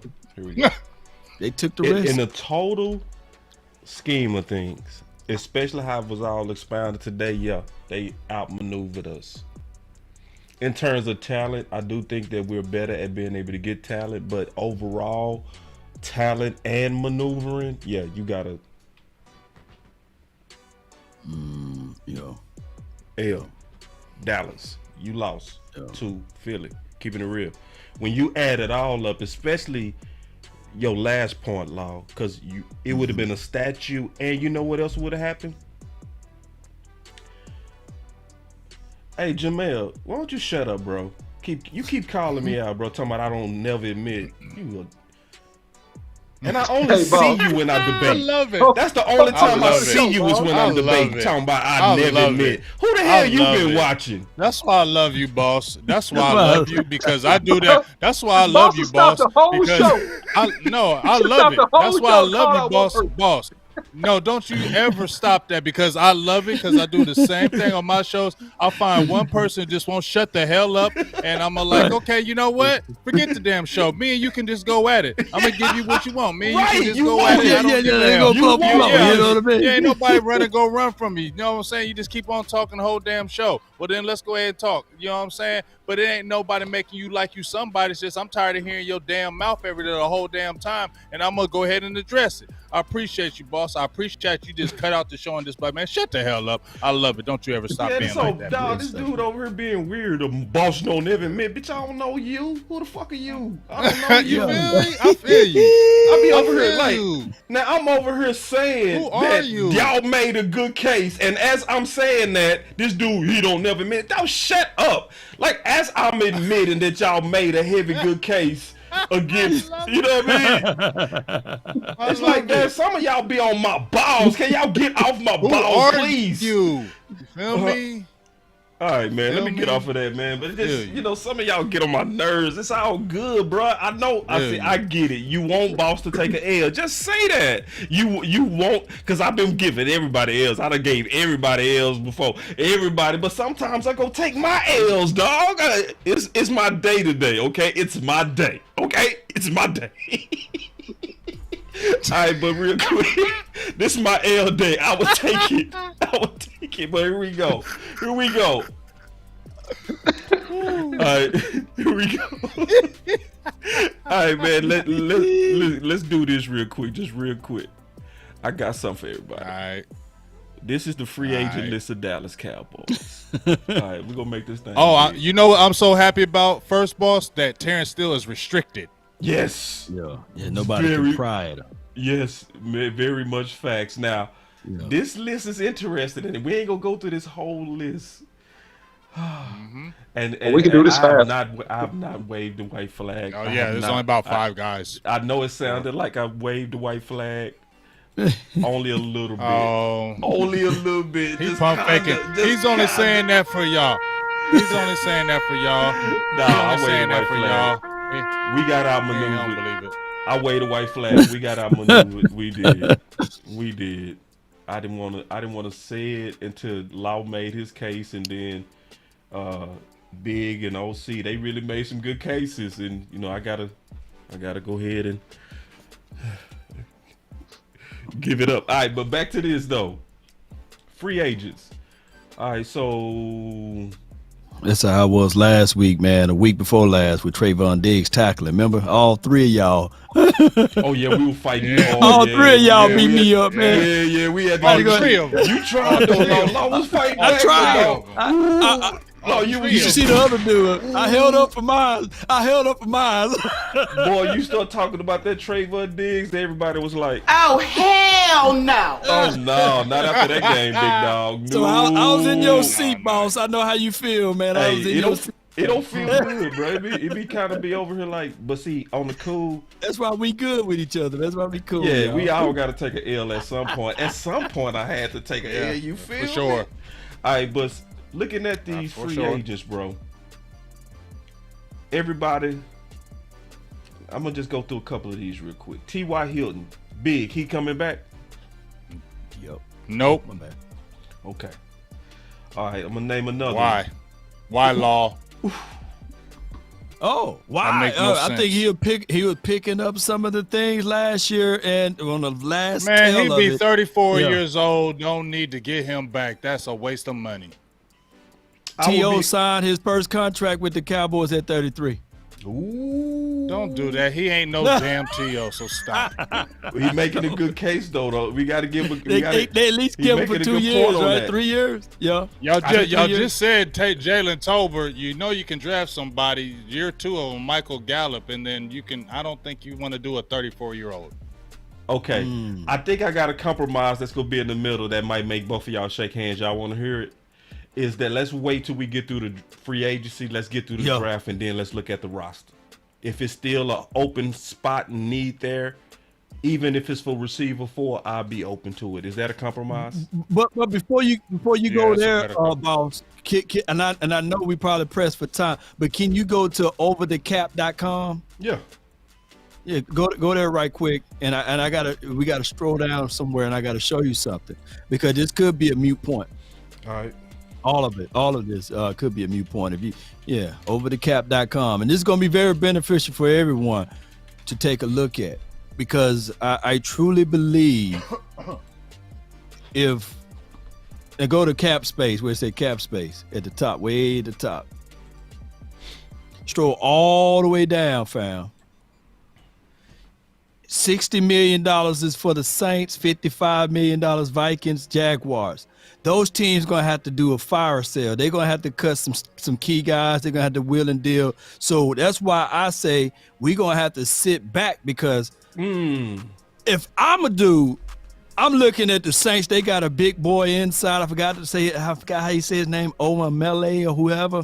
I like him, I like the I know you know big game, James. And I would probably get rid of my spleen right now if the Cowboys can just go get Marshawn Lattimore on one side and Diggs on the other side. And I'll be done. They're gonna pay Diggs? Are they gonna pay Diggs, Law? Man, you got one more year. You got yes or no? They go. Damn. Yes or no? They gonna pay. Yes, they gonna pay him. They gonna pay him. They gonna pay him. He's homegrown, Big Game James. That's and why. Outside, that's the only thing that's saving him. Then that's the only thing saving him. That's it. Wait a minute. That's it. We had this conversation. I had this conversation about 2 hours ago with Wes, and he brought up this point too, which was very brilliant. Let me ask y'all this: Is Diggs one of the best quarterbacks the Cowboys ever drafted outside of Mel Renfro and Everson Walls? Yeah. And Dion. Yeah. No, he was homegrown. I'm talking about homegrown. Cowboys drafted. Homegrown. Oh yeah, he one of the best. If not, no doubt. So he's probably the third greatest DB they done ever drafted. Agree. Facts. Yeah, West Coast is on point with that. Yes. So you agree? So the Cowboys like that type of stuff, man. That's all I wanted to say. Man, but look at those guys. Look at all those red right there. They're gonna have to escape. So the fire sale teams again. You said because I'm gonna go look at this. I'm gonna go look at their rosters. I appreciate this, Law. This is good stuff. This is good content stuff. This is good stuff, Law. Man, this is y'all. And listen, when I do content off of this, y'all already know Law was the one who inspired this, okay? So don't be on my nuts. Don't be. But he stole it from Lava. Yes, I did. Nah, man, I did steal it from We was all right here and saw it, so shut the hell up. Right, so the wee woo people. The wee woo. So the 5 said you said Saints and. I see the Saints. The Bucks got some players that we would like to see. Yeah. We already know the Vikings, man. I'm looking at that linebacker. What's his name? Hendricks, whatever name is. Hendricks. Yeah. Jags. He got some people out here, man. Even the Rams, even with Jalen Ramsey, for a cup of coffee, there are gonna be some fire sales somewhere around here, man. Yeah, not for us, not for Dallas. Fire sale for Dallas where? They're not getting no Jalen Ramsey. It's gonna be a free fall, man. It's gonna be a lot of free agents, man. I know it's gonna be a lot of free agents, and we ain't getting none of them unless they cheap. That's why I say, man, we can't tag nobody, man. We need to spread this money out, man. But they're going to. They've already put it out there, Law. You said we can't tag them, and I agree. But they're already putting it out there. So if they tag Tony Pollard, I'm gonna say, yep, that's all I need to know. They ain't serious. Yeah. They seriously you don't putting up tag 10 million. Nobody, You putting 10 million for 1 year, like Law said. You can't move that 10 million. It's set in stone. Yeah. You can't move around it. You can't negotiate it. Yep. You can't flip it. You can't do nothing with it. And you're jumping all the way out there already. It's freaking February, and you're talking about he tagging. Oh my God! I just want to throw something right now. Oh, Big, I feel you. And see, listen, man, pissing me off, dog, because it's stupid. Y'all telling me this stuff. That's why I don't believe this stuff. That's why I don't believe it, boss. Yeah. Because it's foolery. You making sense? And see, Big, listen, Big, what I tell you Shaq Barrett, they put some names out there. Vita Vea. What if we get Vita Vea, man? No, I'm with Big now. I'm with Big now. And see, Big, I call Big. And what did I say, Big? I say the final word ain't quite in balance without you, dog. Didn't I say that? I said that to my partner private on the phone. Cause see, this is the type of counter thought that people gotta appreciate. You know what I'm saying? And I'm being honest, you gotta have somebody that bring you the real hard truth about your organization. Cause then you could accidentally drink Kool-Aid that's poison. You really could. You were drinking a lot of poison Kool-Aid today. Oh, no, I ain't drinking a lot of Kool-Aid. I ain't drinking a lot of poison Kool-Aid. You drank a lot of poison. No, it wasn't a lot. Just a little bit. As hell. And see, no. Let me tell you something though, Big. That's real though. That's real. This is where I had to kind of back up a little bit on, because yes, it's true. If Will McClay hands one tie behind his back, we would be exponentially crazily good. But you're right. You can't take away the fact that the guy that's tying his hands is baby nuts. You know what I'm saying? You just can't. Yes. You can't. Like, even though what I'm saying is true, that Will McClay so cold, he build good teams even when they. You're right. But it's the fact that the guy that's over the books and the guy that's over the budget is still in love with his way of building. And see, Big, you right on that. That's why I had to go ahead and. So isn't that pride, y'all? Yeah, isn't that's pride, bro. That's the whole point. And what'd you say? Pride go before the fall? Yeah. We talked about that, right? We know that. So the pride is getting in the way of trying to make us believe this is the way. When teams are showing us time and time again each year, that is not the way. Now understand, these other teams are still drafting. They're still coming back. What did the Seattle Seahawks do? Everybody was getting on the Seattle Seahawks, right? Oh, they always getting rid of their first rounders. They always trading. And what did they just do? They came back and flipped Russell Wilson. They got rid of their guy. And what did they do? Came back and flipped a gang of picks. So isn't that the management saying, okay, you saw us get rid of like 4 first-round picks in a row, but guess what? Now we came back and flipped those. So that's saying they still being aggressive. They're still messing with those numbers. Each year they're looking at what do we need to do to get right back in it. Are y'all seeing what I'm saying, y'all? Man, the Seattle Seahawks just came right back in the damn playoffs, dog. And now they got picks. I don't want to hear that damn noise no more, dog. It's just a bunch of foolery and lies. They just lying to us, dog. And until I see something, you're liars. That's all y'all are liars. And we're gonna keep on suffering. We have to look at Aren't y'all pissed that we got to sit there and look at the Philadelphia freaking Eagles and the Kansas City Chiefs? You just said the Kansas City Chiefs. The Kansas City Chiefs, how many years have they been in the Super Bowl? How many straight years have they been in the Super Bowl? You just said Pat Mahomes. 3 out of the 5 years, yeah. 3 out of the 5 years. So you just said, boss, they had Pat Mahomes was running for his life in that Super Bowl. What did they do? They said, we're not going to have that. We're going to get top guys. We're going to trade a pick. We're going to get a top guy. And guess what? They're right back there. I don't know where aggressive loses and conservative win. Where in that world does that show? Show me in that world where conservative wins and aggressive don't. Show me the world. It's called the metaverse. That's the world. That's the world. That's the world. Because at the end of the day, man, this is really simple. We make it complex. People are hard, man. Football is easy if you just understand the basics. A, find a good quarterback.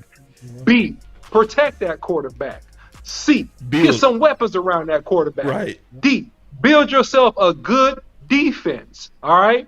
And then the last one will probably be the first one.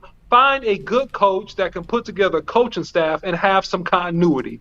Shebang, shebang, shebang. You compete for a Super Bowl. But that's what you got to do. Those are pretty much the 5 key things you got to do to build a good organization from a football team perspective. And the Cowboys seem to invariably complicate this whole narrative every single year by being smarter than your own self, doing worldly and crazy stuff and trying to reinvent the wheel when you just got to stick with the fundamentals and do what most teams do. They covet, they hunt, they go after the best possible players, and they make some sacrifices and some concessions to get those players and keep those players when they're in their prime.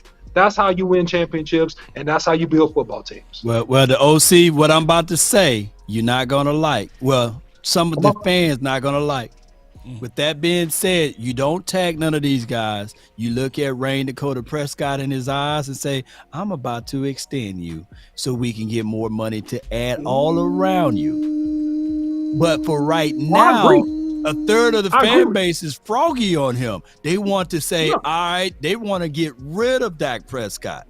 And in order for us to get the thing that the Seattle Seahawks did, Russell Wilson had to relinquish his no trade clause. But I think Russell was looking at it like, shoot, the Denver, I get to be my own man over there. Yes, let me pick the Denver, right? Because he had choices. When he relinquished his no trade clause, he had Giants, Denver, and some other team that was in that sweepstakes, and he picked Denver. And I wouldn't blame him because they had all of those weapons over there, but he's the one that dropped the ball and laid the egg. I'm talking about Russell Wilson. I don't see Dak Prescott moving on from the Cowboys. Remember, he's a Cowboy fan himself too. But go ahead. No, man, I love it, bro. I did a video on what you said yesterday, bro. I agree with you, bro. I swear to God, I said Dak Prescott on a long-term contract extension opens up the Dallas Cowboy window wide open for years. Bust it wide open. But see, it's only places like this that's gonna tell you that type of level of truth. Because the cap hit right now on Dak is 49. You can't live with that one though. You can, but so you gotta. And the OC said it best. Yeah. The OC told me this, and I put this in the show. That the window is not the average per year. It's the cap hit. It's the cap hit. So you do what you got to do to make that cap hit don't hurt, so that you can build around Dak, and that's maneuvering.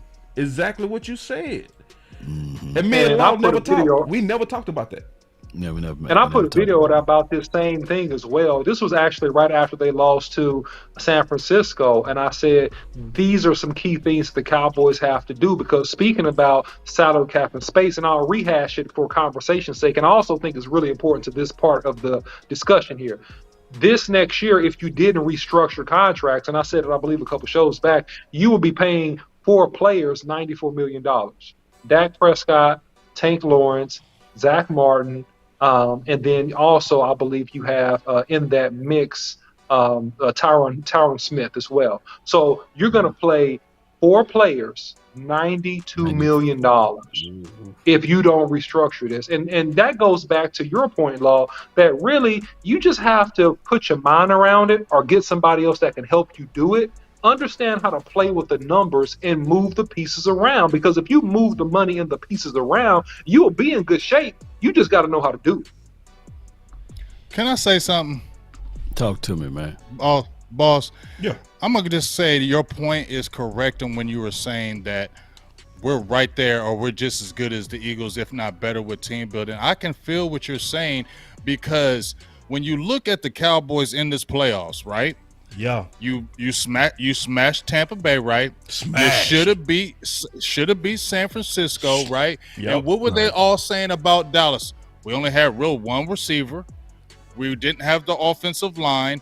So right there, to me, that pisses me off even more, that the organization is competing with all these other teams that so-called have more stuff than us, and we're right there with them, and you could just sprinkle this or sprinkle that and get over the hump. Right. Like, that's where your organization is doing you a disservice, because you're banging with all these teams with less arsenal, and you're still right there. So that should tell you how good your team really is.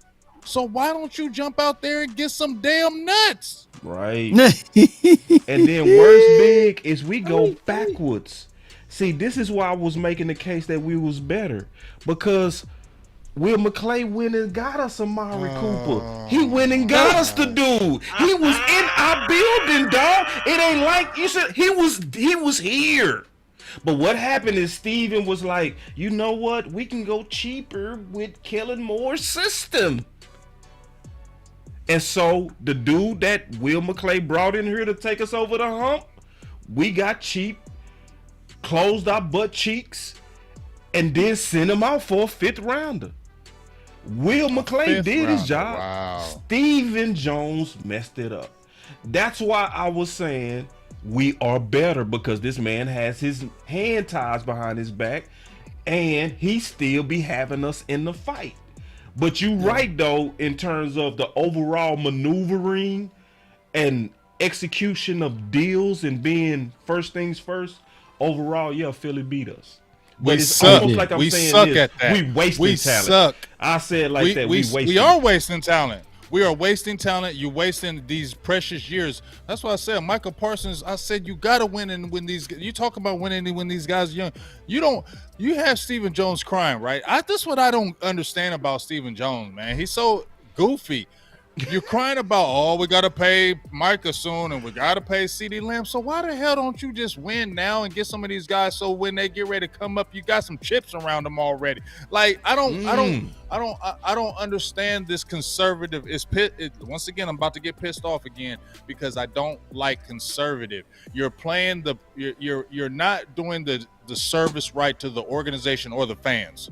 Okay, you're not doing it right by us, because you have a team that's competing, right? You had 2 back-to-back playoff appearances, first time in 20 years, over 10 years, and 2 back-to-back double-digit win seasons. You see Mike McCarthy. What happens when you see Pete Carroll and their general managers? They work hand-in-hand together. We don't have that. You see what I'm saying? That's been another disconnect, where the general manager and the owner, that's 2 people. That's 1 person. I'm sorry. And then he works with the actual coach. It's not like that. How many times we heard, well, he's going to be starting, and then Mike McCarthy's, well, we'll see. Mm-hmm. How many times we seen that? Right. How many times we seen that during the year? Man. Well, yeah, he's gonna be our starting left tackle. He'll be in there next week. Mike McCarthy ain't said nothing yet. Shut up. See, that's the problem. See, so when we keep on hearing when I see those things, you're still meddling. But you, bro, I'm getting mad because you 80, and you're the GM. You're the GM. You're 80 years old and you're our GM. Are we serious about that? And you keep on saying these digital. Jerry Jones is the 80-year-old. What's he doing? That's the GM. Say, I'm gonna try to take it a step further, bro. It's almost like dealing with. I'm from Dallas, so it's a place in Dallas where the privileged are. They call Highland Park. When I see Stephen Jones, I'm gonna be honest. I get a strong smell of extra privilege and spoiled, to where he gets so locked into his way. Like, he tagged Dak. Like, most people don't understand how silly that was. I heard you say this, Law. What was the cap space we had in 2019? It's gonna shock some of y'all. $94 million in cap space, and we spent a third of it tagging Dak. Yeah. Dak was the first quarterback in our history that we actually tagged. And if you look at it, Dak in 2020 was the most expensive person in the NFL on total cap hit. $31 million gone, and it was in 5 games because it was in the 5th game he hurt his ankle. So you spent $31 million being stubborn. And basically that whole thing was about trying to force Dak to be team friendly. Yep. That's so it was almost scary to big game. Like we spotted, like we spite, like we spite. That's spiteful. That's spiteful. That's no. Perfect. No, I'm gonna tell you what it was. I'm gonna tell you exactly what it was. It was Kunta Kinte on Roots. And when the slave master whipped him and kept on telling, "What's your name?" he said, Kunta Kinte. He said, wrong. Toby, I told you your name is Toby. Say your name is Toby. That's what it was. And at the end of the day, he ended up losing. He lost that battle, and he paid Dak Prescott $40 million a year, which is why, to Law's point, extend the man now, and you can control that number. Yes. If you don't extend him now, if you wait, listen, you heard it here first. Listen closely. Scoot up. Yeah, hold on. Let me scoot up. If you wait, and you let Dak play to the end of this contract, okay, you are going to have to pay Dak Prescott more than $51 a yearly average to keep his services. It's going to be like that now, OC. No, I'm saying it's going to be more than $51 million. Oh, it's going to be like that now. So I did the numbers on this yesterday. Aaron Rodgers is right now at an APY of 50. No, he's not an outlier. He's next. So he was his average per year is 50. That means the next quarterback is gonna have to top that. And it happens every time. So I'm basically saying the warning that you said is already here. I'm basically saying you're right. Yeah. No, listen, man. I'm telling you, pay the man quickly and in a hurry. Yeah. And stop trying to say, Toby. No. But see, here's the thing. We'll see. Because, I already told you that Stephen Jones ain't on no Dak Prescott. I don't care what they say in the media. Just because they say that stuff in the media don't mean it's true. Just because they say that in the media, we love Dak and he's our guy. Man, I don't believe Stephen Jones saying Dak is our guy. I don't believe him. I don't believe him at all. Yeah. Saying that. I don't believe nothing in him. Because why would you franchise, like you said, why would you franchise? Hey, boss, check your DM on Twitter. I wanted you to pull that up so that I can recall my damn mind, man. Okay, I got the damn tweet. It's Chris Arnold. I found it. So when it's in your DM. I got it right here, big dog. Ooh, pull it up so everybody can see it. Yeah. So look, I got it. Look at that. Was I right on that money? Right on the money, Law. That's why I asked you, because I knew you was gonna be right on the money. I heard you do it on your show. So I was off on the year. So that was in 2020. I guess that season is kind of rigid, right? Yeah. So it was going into 2020. Yeah. Into 2020. Yeah. So what did we do with that money, dog? What we do with all that money? We tagged Dak, which was crazy. And you tagged Dak. Man, knowing you were going to pay him anyway. Right. No, just like you tagged DeMarcus Lawrence, knowing you were going to pay him anyway, right? You tagged him, you still paid him. So what was the point of you really tagging him? What, for another? What did you tag? Power. Like I said. Power. Yeah, you're right. Power. We own you. You're going to do what we say. If you don't like what we say, then this is what's going to happen to you. But they think we be lying. They thinking we be lying when we say the Cowboys don't do nothing with the money. That's true. That's true. They be like, Lord, man, we need the money. That's true. we don't do nothing with the money, y'all. Come on, man. That butt wow. That's sad, man. Hey, this is really sad, though. This is really sad, though. It pains me. It's sad. This is sad. See, because you know what this coming down to? We one man's ego away. Because at this point, I think even Jerry would know how to get us over the hump. Don't you know? You see what I'm saying? Hold on. Like, I just got to say this one time. For the one time. Now, Jerry having to build a whole team? Nah. Hey, I just got to say this one time. If we were able to see, and I'm gonna give them they flowers one more time. If we were able to see the Eagles do that with $22 million, what the hell would they would have done with $94 million of free cap space? Right. Oh Can I ask that question like this, Law? Can I say it like this? Let me say it like this. If 21 million did that to the Eagles, what would 31 million that we threw away with Tag and Dak would have done for Dallas? Ooh, that's nothing, even better. Because they wouldn't have did nothing. Right. Yeah. Let's give our final words because I know we'll go all day, bro. I'll start it off. Man, first of all, y'all put fire in the chats, man, for the content, man. Follow Boss Cowboy Sports, follow Law Nation, follow Big Game James, man. You getting the best in the business, man. Put fire in the chat, man, on all the channels, man. Give it up for the Pounder, man, for real, man. We putting in work, man, and you can't tell me to get this nowhere else. Oh yeah, we putting in work, man. Go ahead, Boss Cowboy. Not that real stuff. Not that real stuff. So this is the dope thing about the final word is that y'all used to once a week.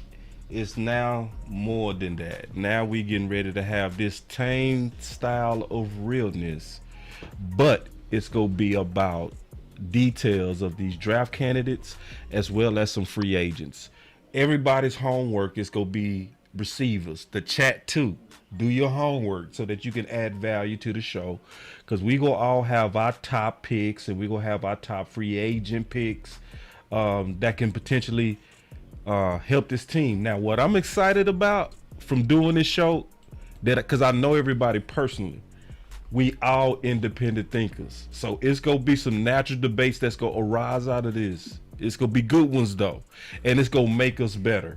Like for instance, I was wrong about Moomba last year, but me debating Big Game James put me on the right track. You know what I mean? Because he was able to tighten me up and say, "Hey, boss, you watched the wrong games. Go look at this game, go look at this game, go look at this game, and then you'll see why most people hire on Moomba." And I was like, and I did. So it's not just the fact that we combining all these great minds to talk about draft candidates and free agents, but mostly draft candidates. We're going to be combining all the best minds to fight these things out till we get to the top. So we gonna do this in an organized fashion because we're not gonna overload y'all either. This week will be about strictly weapons, so we gonna concentrate on those weapons. It's gonna be dope. I'm excited about it. This gonna be the first time we expanded the final word to 2 other people as well, J Tuck and DMV. DMV won't be here this week, but we'll have J Tuck. And then obviously it's just going down. So my final word is I'm excited about the growth of the final word, and I look forward to this again, but on draft content on Thursday. I'll see y'all then. That's my final word. Yeah, man, I'll go next and just say this, man. And my final word is going to be quick, smooth, and easy, man. We'll be a championship team, man, if we get off that wee-woo. That's what I'm talking about. That's all. Oh, you see this guy? See this guy? Number one bullshit guy. He do the wee-woo. Exactly, man. Hey, we get off that and just get on straight business like the OC try to give to you every week, man. Just make quality decisions. Do what you got to do. We got a lot of draft content. We going deep in every position. Y'all stay locked with us, man. Until next time, we'll see you. Straight business. Put hashtag straight business in the chat.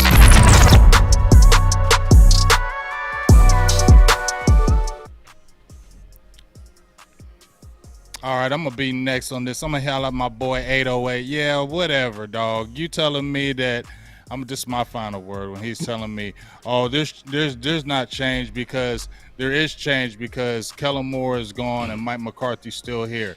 Okay, I see that, but that don't make no change in what they willing and dealing. So I don't give a hell about because Kellen Moore is gone. Are they going to step out and start messing with those books and do that the right way? Right. So I'm not agreeing with nothing the hell you're saying, so I'm sorry, and you're going to get a womp womp from me. So thank you. I got you. That's for you. That's for you, 808. Now, my final word is this. I'm going to play once again from the legendary Public Enemy and Flavor Flav. Don't believe the hype. Don't believe the hype. Okay? So I ain't going to believe all that hype that y'all been saying until I see it. So just because Kellen Moore is gone don't mean nothing to me because I want to see you go out and get maybe 1 or 2 players. I want to see you not franchise tag Tony Pollard just like you've been franchising and get and wasting money. I'm talking about you trying to save money. You wasting money, dog. And so I don't believe what y'all saying. I don't believe what you're saying. And I'm going to say it again. I don't believe what you're saying. The proof is in the pudding. The proof is when we actually see it. Get out there and finally get aggressive. We're being handcuffed by one, like you just said, boss. Egomaniac, right? He's an egomaniac right now because he's so hell-bent on saying this way. We did it this way. We did it this way, and we're not moving from it. So you can keep on acting like that, but guess what's going to keep on happening? We'll keep winning games. We'll keep being competitive, and every year we'll be failing, and every year they'll be saying the same thing about us, and I'm getting tired of saying that same crap. So I'm sorry if y'all don't want to hear that. Well, that's what I'm saying, and I ain't putting no damn Kool-Aid. I almost drank it, Stephen Jones. You almost had me drink it. It was right there. But you know what? No, not going to do it, and that's my final word. Ooh. Yes, indeed. And Big Game James had my brother to rag on me for a whole week. He said, tell your boy Big Game James I got a wild cherry Kool-Aid that I'm drinking for his 49ers. And I said, dang. But I reminded him, Big Game James, his drought is longer than ours, right? That's right. You feel me? You feel me? Longer than ours. You might have won that battle, but the war is far from over. We going to get to 6 before the 49ers. But I want you guys to do me a huge favor. I looked over to my Facebook and I only saw 3 shares. If you guys that's watching, can y'all do me a huge favor? Tell that share button to lean forward just a little bit. Slap that share button for your boy and slap it and share this content all around. Let's continue to grind to grow. So for my opinion, for my thoughts, boss, what you're saying is that we're going to be doing the draft concept Thursday, and it's going to be covering the wide receivers, right? Yep. Can I give you my pet cat already? We're going to wait. Can I tease him a little bit? It's up to you, bro. It's up to you. Let me tease y'all, man. I like this dude from Ole Miss, Mingo, big boy. I liked his feet, the foot action and everything. He's 225 pounds. He's a big boy. He's a tall target. He got some little quick speed to him. He's like Noah Brown a little bit, but with better hands. So let's see what Mingo can do, man. He's from Brandon, Mississippi. I met his parents and everything growing up in Mississippi. Of course, he is a hard worker. He's a good student, and he's one of my guys that I'll be looking at and seeing what he's going to do on this next level. And he's one of my pet cats or sleepers out of this draft. So shout out to Mingo. Shout out to all of the Mississippi squad. Shout out to all of the Mississippi wide receivers. And, of course, his goal is to be better than A.J. Brown and DK Metcalf. Those are big shoes to fill, son. But look, anything can happen, man. It's the NFL. So let's see what can happen down the line. That's all I have, man, for my final word. I appreciate y'all. I love y'all to the sun, in the moon, and back. Let's go. DC for life. Cowboy Nation. Hey, and the week after that gonna be running back. So we doing receivers first, and then we got me some homework. Everybody got homework, but listen, if you only got 3 or 4, that's cool. Some people will have 20, some people will have 5. It's not about that. Wide receivers. Jonathan Mingo, Rashid Rice, Cedric Tillman, Quentin Johnson. Jackson Smith. I see you, Law. That's all the people that I've been looking at. So those are the people that got the 3 stars. Yeah, those are the people like, the build that the Cowboys like. They don't like those tiny guys, you know. For some reason, you know, they got a lot of good tiny guys, but they don't like them, man. No, I'm excited, man. I can't wait to see what this evolved into. Cause see, the original Final Word evolved. It got doper and doper and doper as we played ball together. And Big Game James said that was gonna happen. He said, man, we gonna feel each other out, and then it's gonna get to a point where we know that bounce pass is coming. I definitely say we at that point right now. You know what I'm saying? I can't wait to see that mold happen with DMV and J Tuck. It's gonna be dope. You must saving DB class for last, honey. Best for last. We might do that week 3. Like, it's about trying to target our top needs first, and then I think that's how we should handle it. Then it's gonna just get entertaining. You feel me? Oh, I got some requests right now. They saying that please just stay to the realism of what the Cowboys gonna